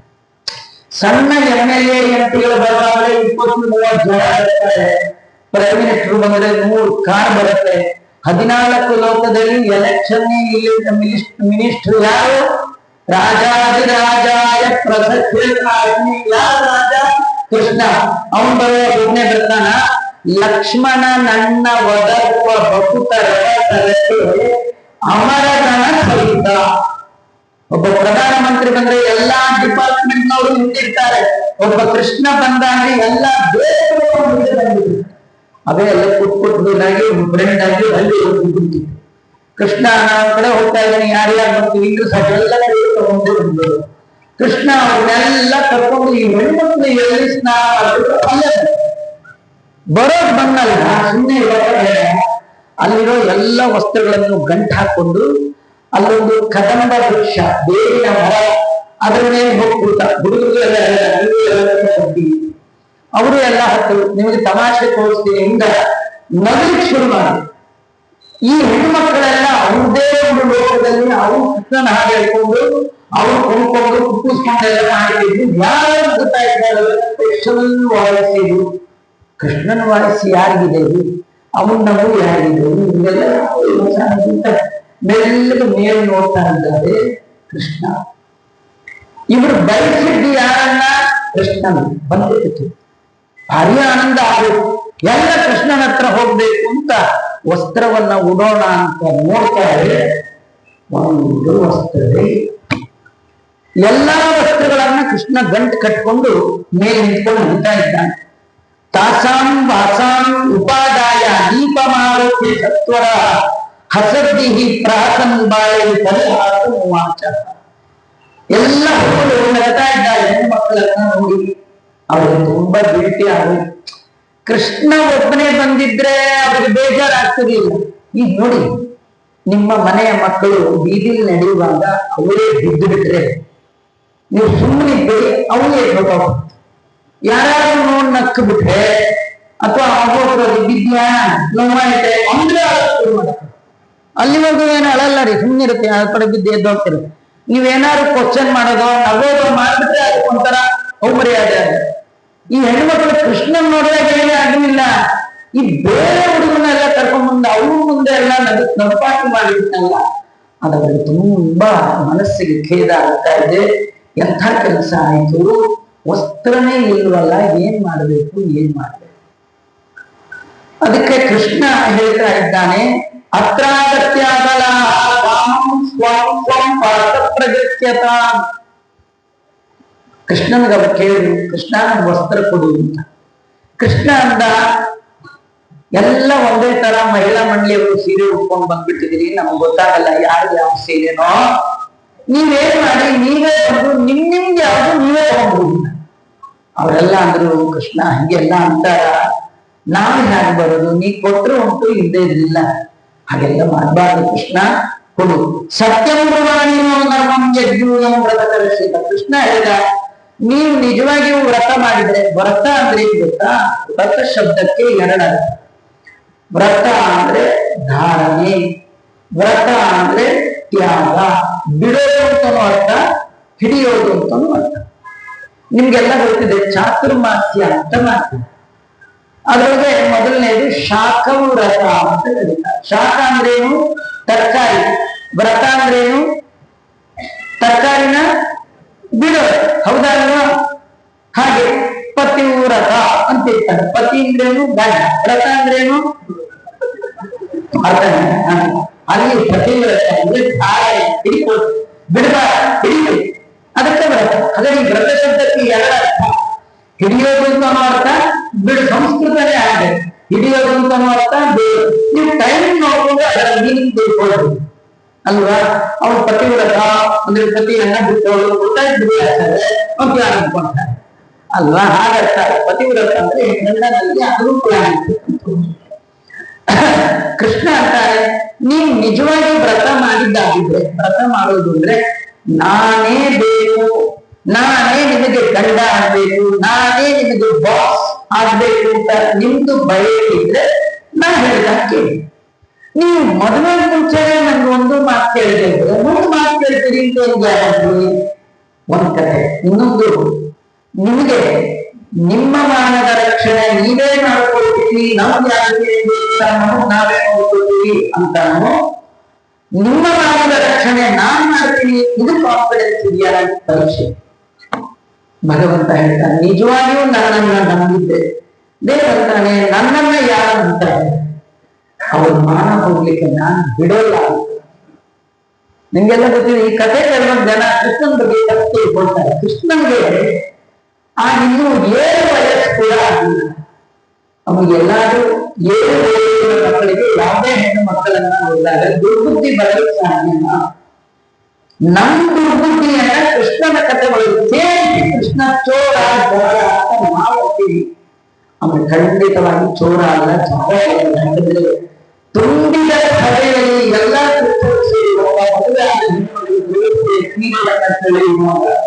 ಇವ್ರಿಗೂ ಅದೇ ಮೆಂಟಾಲಿಟಿ ಇದ್ರೆ ಅಕ್ಷಯ ಕೊಡ್ತಿದ್ದಾರೆ. ಒಬ್ಬ ಹೆಣ್ಣು ಮಗಳಿಗೆ ಅವಮಾನ ಆದ್ರೆ, ಜಗತ್ತಿನ ಹೆಣ್ಣು ಮಕ್ಕಳಿಗೆ ಅವಮಾನ ಆದ್ರೆ, ಹೆಣ್ಣು ಮಕ್ಕಳಿಗೆ ಅವಮಾನ ಆದ್ರೆ, ನಾನೆಲ್ಲ ಎತ್ತರ ಪೂಜ್ಯಂತೆ ಅವಂತೆ ದೇವರ ಅಂತ ಹೇಳಿದ ಕೃಷ್ಣನ ಮಾತು ಎಲ್ಲಾರು ಕೃಷ್ಣ ಹೆಣ್ಣು ಅವಮಾನ. ಇದು ಅವಮಾನ ಅಲ್ಲ. ನೀವು ವ್ರತದಲ್ಲಿ ನನ್ನನ್ನ ಎಷ್ಟು ನಂಬಿದ್ದೀರಿ, ಎಷ್ಟು ನಂಬಿಲ್ಲ. ಈ ಕಥೆ ನೀವು ಕೇಳಬೇಕು. ಮುಂದೆ ಕೃಷ್ಣ ಅಂತ ಇದ್ದಾನೆ, ನಾನು ಎಂದು ಸುಳ್ಳು ಹೇಳಲ್ಲ. ನೀವು ನಿಜವಾಗಿ ನಿಮಗೆ ವಸ್ತ್ರ ಬೇಕಿದ್ರೆ ನೀವೇ ಬಂದು ನಿಮ್ಮ ವಸ್ತ್ರವನ್ನ ತೆಗೆದುಕೊಂಡು ಹೋಗಿ. ಕೃಷ್ಣ ಹಾಗೆಲ್ಲ ಮಾತಾಡ್ಬಾರ್ದು. ಕೃಷ್ಣ ಅಂದ, ನಾನು ಯಾವತ್ತೂ ಸುಳ್ಳೇ ಹೇಳಿಲ್ಲ. ನಾನು ಒಮ್ಮೆ ಹೇಳಿದ್ರೆ ಮುಗಿದ ಸ್ಟಿಕಾನ್ ಆಗ್ಬೇಕು, ನೀವ್ ಬೇಕಾದ್ರೆ ತಗೊಂಡು. ಆಗ ಅವ್ರು ಹೇಳ್ತಾ ಇದ್ದಾರೆ, ನೋಡು, ನಿಮ್ಮಪ್ಪ ಎಷ್ಟು ಒಳ್ಳೆಯವರು, ನಿಮ್ಮಮ್ಮ ಎಷ್ಟು ಒಳ್ಳೆ, ಅವ್ರ ಹೊಟ್ಟೆಲಿ ನೀನ್ ಹಾಕಿರ್ತೀವಿ. ನೀನು ಹೀಗೆ ಮಾಡ್ತಿದ್ರೆ ನಾವೆಲ್ಲ ಹೋಗಿ ನಿಮ್ಮ ಅಮ್ಮನಿಗೆ ಹೇಳಿರ್ತೀವಿ. ಕೃಷ್ಣ ಅಂದ, ಅಲ್ಲಿ ತನಕ ಹೋಗೋದು ಬೇಡ, ಇಲ್ಲೇ ಬರ್ತೀರಿ ಉಟ್ಕೊಂಡು ಹೋಗಿ ಅಂತ. ಏನ್ ಹೇಳ್ತೀವಿ ಇಂದ? ಇಲ್ಲ ಕೃಷ್ಣ ನಿಮ್ ಮಗ ಏನ ಇಂತ ಕೆಟ್ಟ ಬುದ್ಧಿ ಅಂತ ಹೇಳಿ ನೋಡೋಣ ಅಂತ. ನೀವ್ ಯೋಚನೆ ಮಾಡಿ, ಯಾವ್ದಾದ್ರು ಹೆಣ್ಮಕ್ಳ ಹೋಗಿ ಅವ್ರ ಮಗನ್ ತೋರಿಸಿ, ಇವ್ನು ನಿನಗೆ ಹುಟ್ಟಿದ್ದ ಅಂತ ಹೇಳಿರ್ತೀವಿ. ಎಷ್ಟು ಅನ್ಯಾಯವು, ಹೊರದೇ ಬಿಡ್ತಾರೆ ಅಲ್ವಾ? ಕೃಷ್ಣ ಅಂತ ಹೇಳೋದಿದ್ರು ಹೇಳಿ ಅಂತ. ಕಡೆಗೆ ಅವ್ರು ಹೇಳ್ತಾ ಇದ್ದಾರೆ, ಏವಂ ಬೃಹತಿ ಗೋವಿಂದೇ ನರ್ಮನಾಥ ಚಿತ್ತ ಚೇತಸ. ಅವರ ಮನಸ್ಸು ಪರಿಪೂರ್ಣವಾಗಿ ಭಗವಂತನಾಗಿ ಸೇರಿತು. ದೇವರಿಗೆ ನಮ್ಮ ಸರ್ವಸ್ವವನ್ನ ಅರ್ಪಣೆ ಮಾಡುವುದು. ದಾಸರು ಹೇಳ್ತಾರೆ, ತನು ನಿನ್ನದು. ತನು ಅಂದ್ರೆ ದೇಹ, ತನು ನಿನ್ನದು, ಜೀವನ ನಿನ್ನದು, ಅನುದಿನದಲ್ಲಿ ಬಾಹು ಸುಖ ದುಃಖ ಎಲ್ಲ ನಿನ್ನದೇ. ಒಬ್ಬ ಹೆಣ್ಮಗಳಿಗೆ ಗಾಯ ಆಯಿತು, ಡಾಕ್ಟರ್ ಹತ್ರ ಹೋಗಿದ್ದು. ಎಲ್ಲಮ್ಮ ಗಾಯ, ಅಯ್ಯೋ ನಮ್ಗೆ ನಾಚಿಕೆ ಆಗುತ್ತೆ ಅಂದ್ರೆ, ಈ ಗಾಯನೇ ತೋರಿಸಿದ್ರೆ ಔಷಧಿ ಹೇಗೆ ಕೊಡ್ತಾರ್ರಿ? ಹಾಗೆ ಜಗತ್ತಿನ ದೊಡ್ಡ ವೈದ್ಯ ಕೃಷ್ಣ. ವೇದ್ಯೋ ವೈದ್ಯ ಸದಾ ಮಾಧವೋ. ನಮ್ಮ ಸಂಸಾರದ ರೋಗಕ್ಕೆ ಕಾರಣವಾದ ಒಂದು ದೇಹವನ್ನ ದೇವರು ಕೊಟ್ಟು ಬಿಡುತ್ತೆ. ಅವರೆಲ್ಲ ಕೊಟ್ಟಿದ್ರು. ಶಿಟ್ಟಚೇತ ಸಹ ನರ್ಮನ ಅವರಿಗೆ ಒಳಗೆ ಸಂತೋಷ, ಹಾಗೆ ಸ್ವಲ್ಪ ಸಿಟ್ಟು.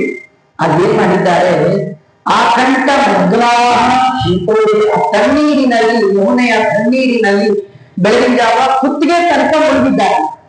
ಯಾಕಂದ್ರೆ ಮಾನಾಪಮಾನ ರಕ್ಷಣೆ ಮಾಡ್ಕೊಳ್ಬೇಕು. ನೀರೊಳಗಿನವರೆಗೂ ಮುಳುಗಿ ವೇಪಮಾನ ಗಡಗಡ ನಡೆದ ಮಾನಯಂತ್ವ ಕೃಷ್ಣ, ನಮ್ಮ ಮಾನ ಉಳಿಸು ಕೃಷ್ಣ ಅಂತ ಜಾನೀಮೋಂಗರ ವ್ರತಂ ಸ್ವಾದ್ಯಂ. ಇಡೀ ನಮ್ಮೂರಲ್ಲಿ ನಿನ್ನಂತ ಒಳ್ಳೆಯವರು ಯಾರಿಲ್ಲ, ನನ್ನ ರಾಜ ನೀನು, ನನ್ನ ಬಂಗಾರ, ನನ್ನ ಮುದ್ದು, ನನ್ನ ಉತ್ತರ ಕೊಡು ಅಂತ ಆವಾಗ ಕೇಳ್ತಾ ಇದ್ದ. ನಮ್ಗೆ ಹೇಳ್ತಾ ಇದ್ದಾರೆ, ನಮ್ಗೆ ತುಂಬಾ ಚಳಿ ಆಗ್ತಾ ಇದೆ, ಏನೋ ಮಾಡ್ಬಿಟ್ವಿ, ನೀವು ಕೊಟ್ಬಿಡು ಅಂತ ಕೇಳ್ತಿರುವಾಗ ಅವ್ರು ಹೇಳ್ತಾ ಇದ್ದಾರೆ, ನನ್ನ ಮಾತು ನೀವು ನಿಜವಾಗಿ ಕೇಳೋದಾದ್ರೆ ನೋಚೇನ್ನ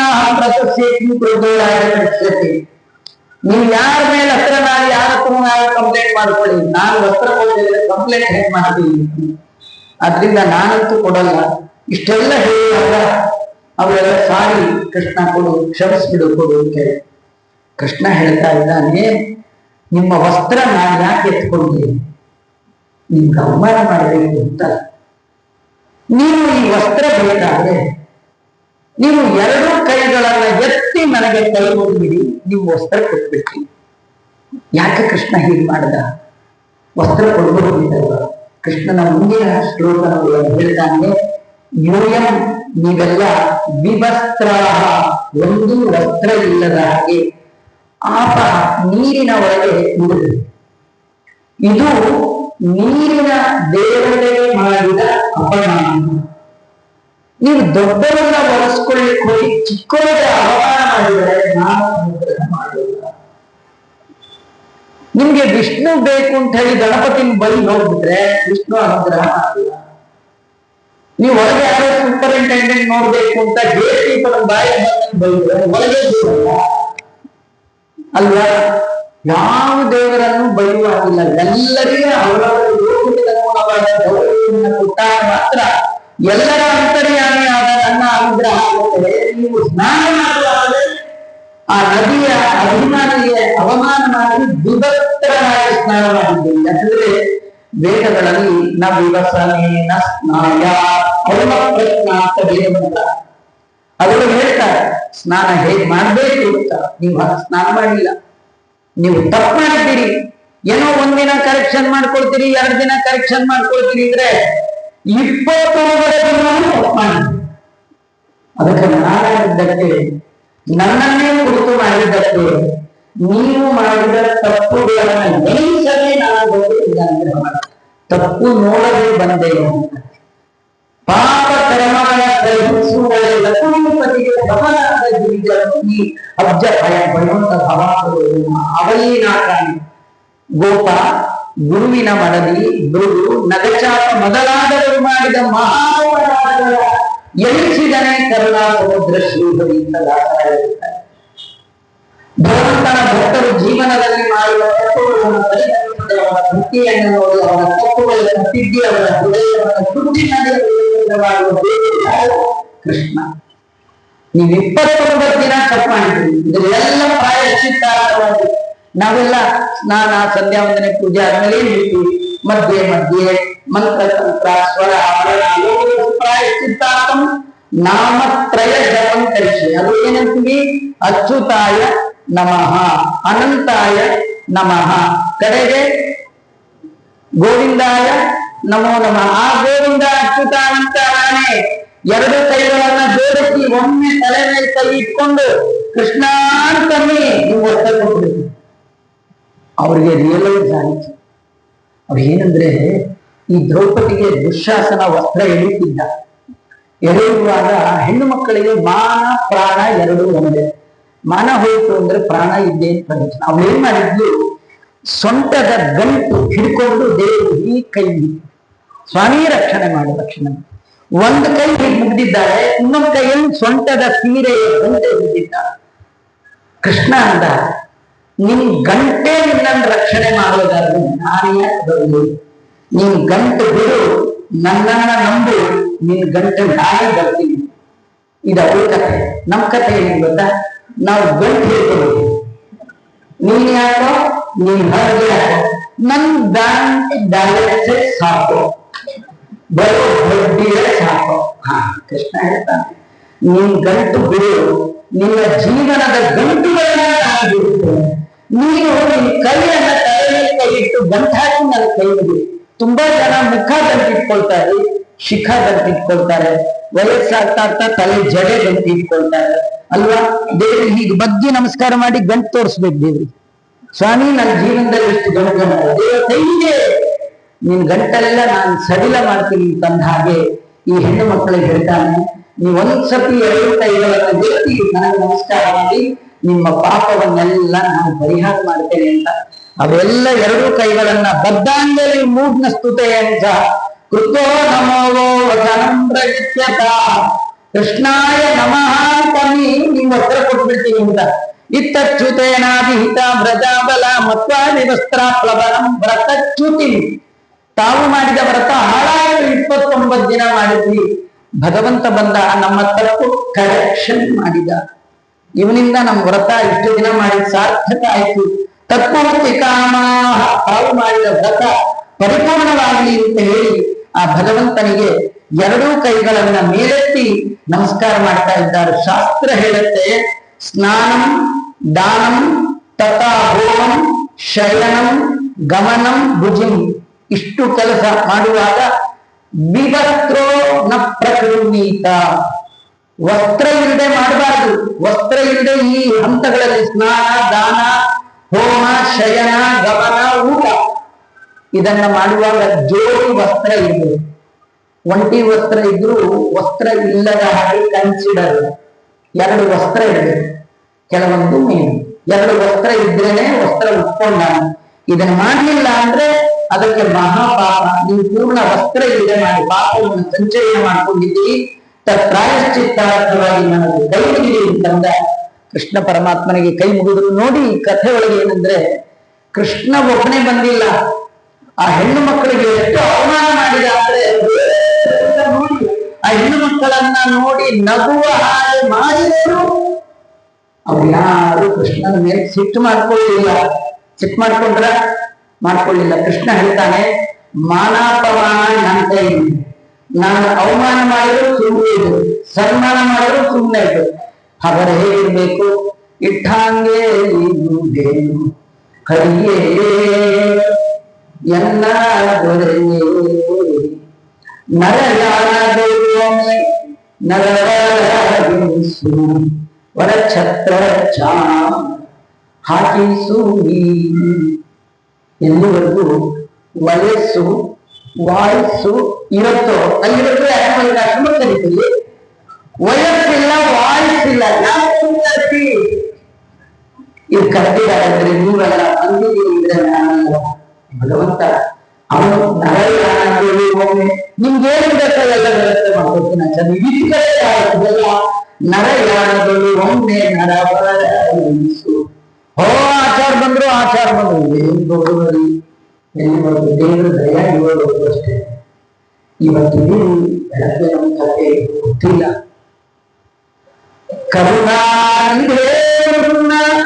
ಕರುಣೆ ತಪ್ಪಿದ ಚರಣ